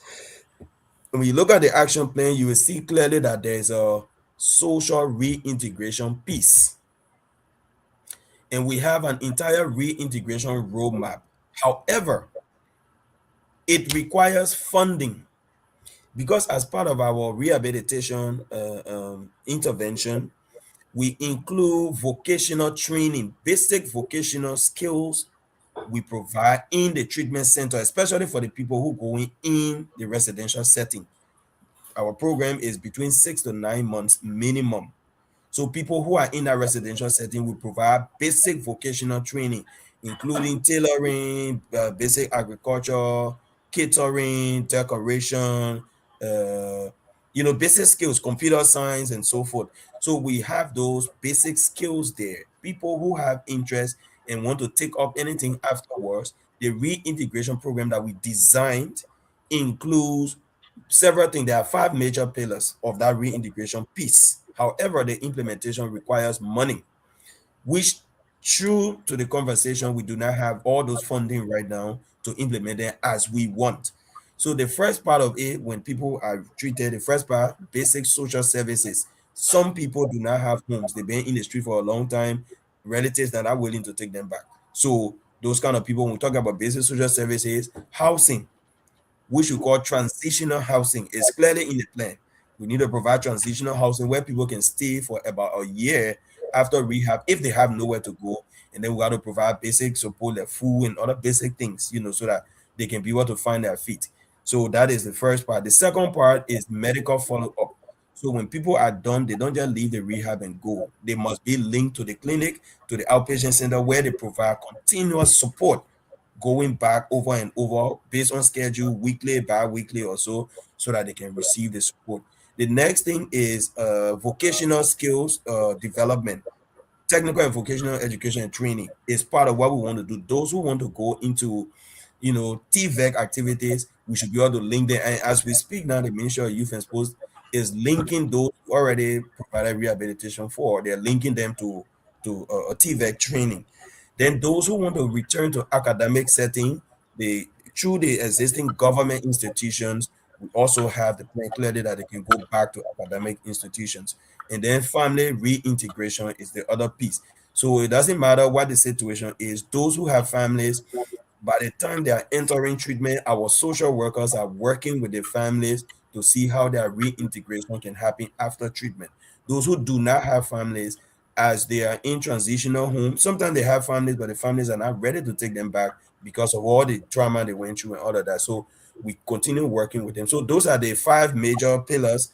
And then, by the way, the last one that has to do with economic empowerment. So that's another piece we have. But again, when you look at the plan, you see all of them there. And we are now actively mobilizing funding to be able to implement them. Government funding is there. We're working with some, but we need to do more, especially looking at the number of people who should get this support. Thank you. Thank you. Thank you. All right, Mr. Thank you so much. Yes. Mr. Louis, I'm going to before we have to call the Dr. Mr. Mr. Wright, go out and come back. Can I hear me? Please go out and come back in.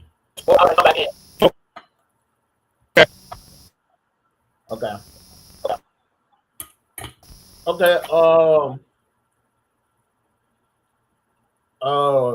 Mr.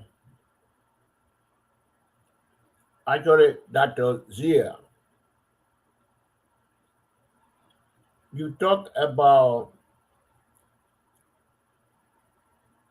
$1.4 million investor currently in a program by the Liberian government. And yesterday, the centers you talk about, they exist in Montserrat County and Obasso County. Are these counties the only counties in Liberia? And besides that, this is under the umbrella of the Ministry of Health. So how you will go to Grand Gila County and call on a supervisional structure the committee or the program? I believe, isn't it your responsibility through the Ministry of Health, through the county health team, to establish branch of this committee in every county? Thank you. Okay, thank you, Mr. Nebo. Again, very important concerns. The first one I have to say is when we are starting interventions, especially interventions that we do not have all the resources for, you always do a pilot phase. You start somewhere and then you expand. So I mentioned that those two facilities were selected because of existing infrastructures. All right, existing infrastructure. In Grand Bassa County, there's an NGO we work with called the Mother of Light. That NGO has a facility that was existent. So we partner with them. We provided the support so that they can have a fully operational and then take in people for treatment. There was an existing infrastructure, so we leverage on it. That is it for Grand Bassa. In Montserrado, the El Chupa RC facility that I mentioned was commissioned and was converted into rehabilitation center because we had a surge of individuals who needed to be taken in quickly. Initially, we set it up as a holding center. Then we converted it and started providing treatment. I'd also mentioned that in Montserrado County, we are currently building infrastructure for the purpose of taking in people for treatment. However, we are working with counties through the county leadership to ensure that what we are doing nationally is replicated at every county level. When I mentioned the superintendent, I said he will oversee or supervise or provide oversight for the county anti-drug committee.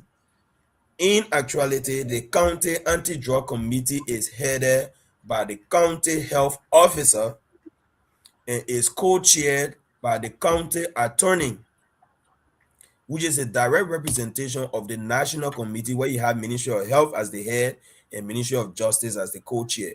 Why did we ask the superintendent? Is because the superintendent is the head of executive in the county, and all the agencies, all the government ministries and agencies in those counties are directly under the supervision of the superintendent. So his role is to bring them together to establish the committee, but the head of the committee is the county health officer. And when you look at the document that I pasted in the chat box, you will see clearly the action plan has the different levels, the multi-sectoral committee, the county committee, blah, blah, blah, with the term of reference and the composition. Everything that I'm mentioning is there, and you can look at it, that the head of the county committee is the county health officer. So now, through the county, they can identify infrastructure, which abandoned building can we renovate, which space is available that we can invest and be able to build a rehabilitation center. All of those things now can really happen at the county level with the national government support. I hope that answered concerns. Thank you very much. Now we are in month number 8 of this year. Mm-hmm. And the government has invested $1.4 million. Mm-hmm. How much of that money is spent on Bassa and Montserrado, and how much do you people intend to spend on the other counties, the counties you call Leeward counties? So the funding that comes in, first of all, I did not say the money has come. I said there's a budget. Okay. The national budget is $1.4 million. Mm-hmm. And as a committee, this is a multi-sectoral committee. So Ministry of Health, Ministry of Justice, Ministry of Gender, Ministry of Youth and Sports, Education, everybody feed into that. And part of the work we do, remember I listed all the interventions. We are doing prevention work, we are doing treatment, we are doing infrastructure, we are doing many things. Mm-hmm. So per year, there's a clear plan as to what to do. Under the leadership of the Honorable Minister of Health, in year 1, which is year 1 of this plan, we are investing a lot into infrastructure. So bulk of the money is going to infrastructure to hurriedly complete the National Neuropsychiatric Hospital that I talked about, and then the other treatment facility, for example, that is in Bassa. Now they have a male side. Right now, there are multiple apartments, and we have male and female in different apartments. But what we're trying to do now is to build a separate place where we will put females, a whole compound where we put females. So those are the kind of work we are doing. And so every year, depending on how much money is available, the leadership makes decision where to prioritize, what to do, with all the agencies coming together. So this is the budget for 2026. The funding has not come to say we already have it, but before it even comes, there are things that are clearly planned to happen involving all the different agencies. Thank you, Doc. Thank you. Oh, yeah, actually, you can take over. Thank you, Doc. It has been a very, very engaging show. And I want to say, please make this your home. We'll have an open door for you and the technical interministerial committee. Anytime you guys want to come, please let me know. Let Claudia know. I think Claudia is also in connection with Mr. Soma, or I think Joma, not Soma, but Joma.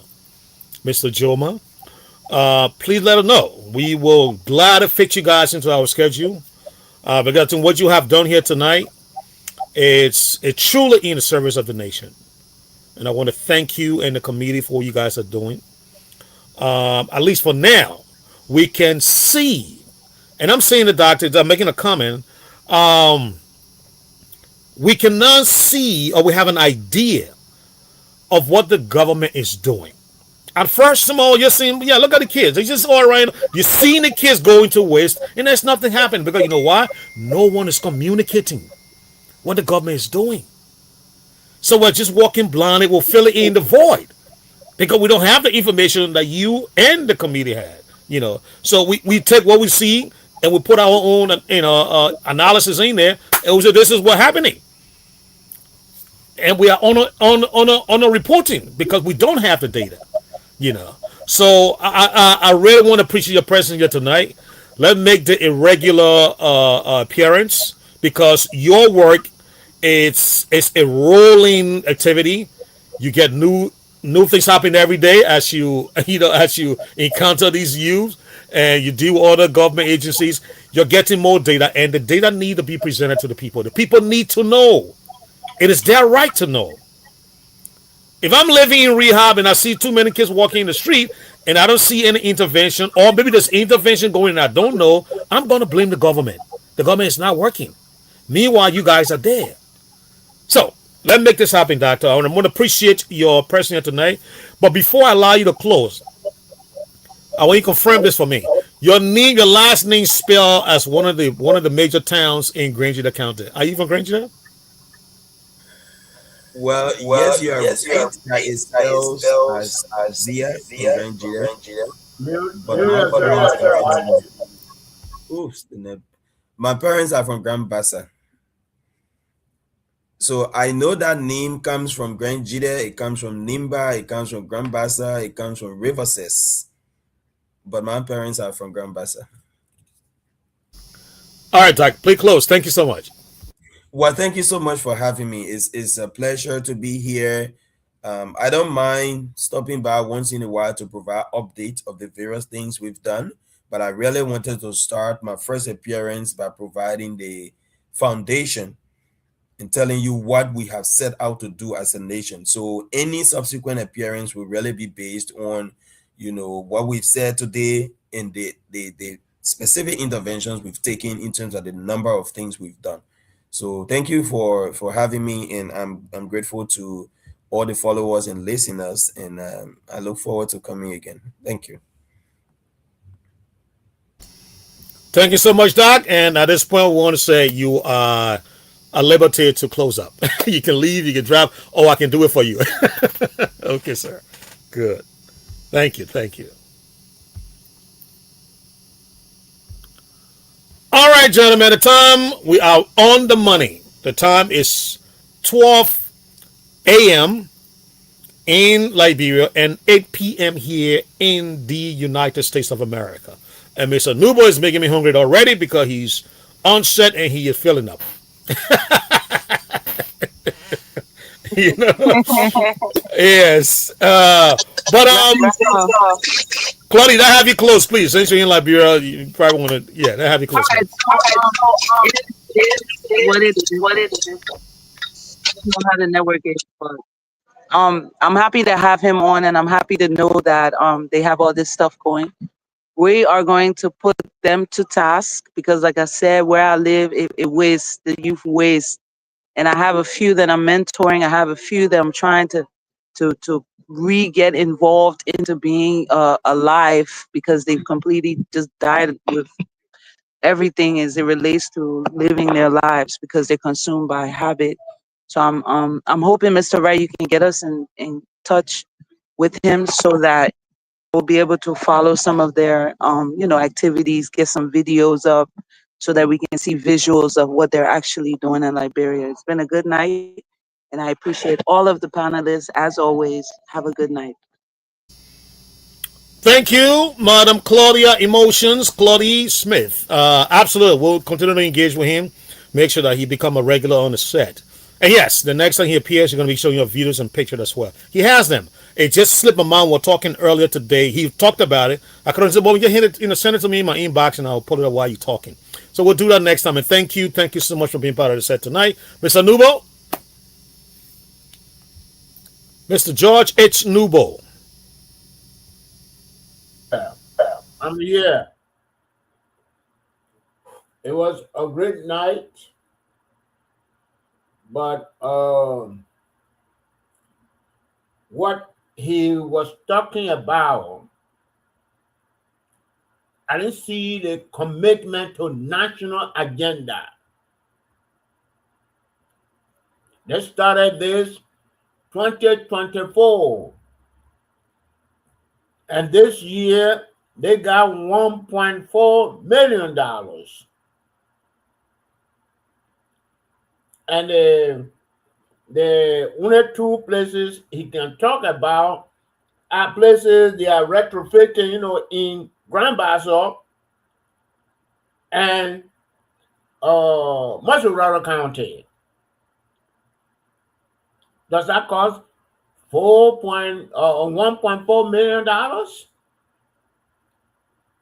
And then what happened to us, we who are in the counties they call Leeward counties? Are we not part of Liberia? And it's good you ask, but I don't want to blame him on that. Because he has some bosses. But I feel that Bassa and Mussurata counties are not Liberia. The last time I checked.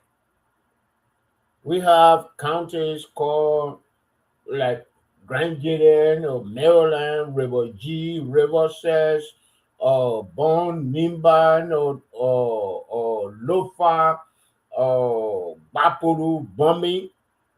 We have the counties. And the government gave you $1.4 million. And you are only concentrating on 2 counties. Then that is not a good agenda.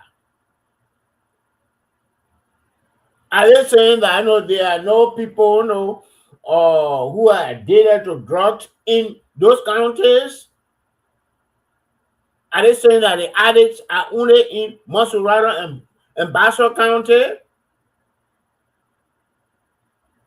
I mean, I feel that they need to do better. I rest my case. Thank you, Mr. George H. Nubo. I think you raised a very good point there, and this is why we want to bring people like Dr. Zia on this platform, because we can raise the kind of relevant questions that you just put forward and concerns. Well, questions or concerns that you just put forward. and he would address them. You know what I mean? I think he talked about engaging with the superintendent, so we can see there's a step in that direction. But we want to make sure that step is not just on paper. That step is coming to fruition, and that everybody, like you call it, it's a national approach. We're sick and tired of these things where everything is happening right there, within the 2 hours radius outside of Monrovia and then Buchanan and then stay Kakata and stay right there. And you got to get out too. There are other Liberians everywhere. Thank you, gentlemen. It was a great show. The time is 12:05 in Liberia and 8:05 here. I think we have done ourselves a justice tonight. And I will see you here back tomorrow, same time, same place. Good night. Mr. Chris Watt. Yes, sir. Yes, sir. Yes, sir. Yes, sir.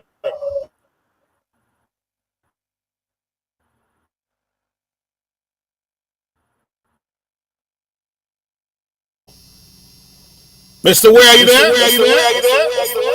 Yeah, I'm here. I am here. I don't think Chris is around. You got him in? Yes, we got you. Good, thank you. I am here. I'd like to say thanks so much, Mr. George H. Numbo, Madam Smith, and the host, Mr. Wright. And the show were great. And I appreciate every one of you. And God bless all of us. Bless our listeners and our follow-up. And we'd like to say thank you. I bear to D4 take break, and we're going to be back tomorrow, the same time, the same station. Have a great time. Bye-bye. Good night. Good night. Good night. Good night. Good night. Good night. Good night.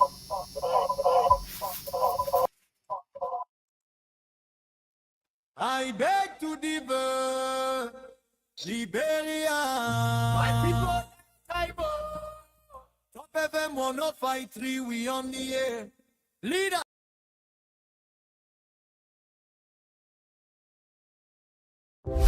TOP FM.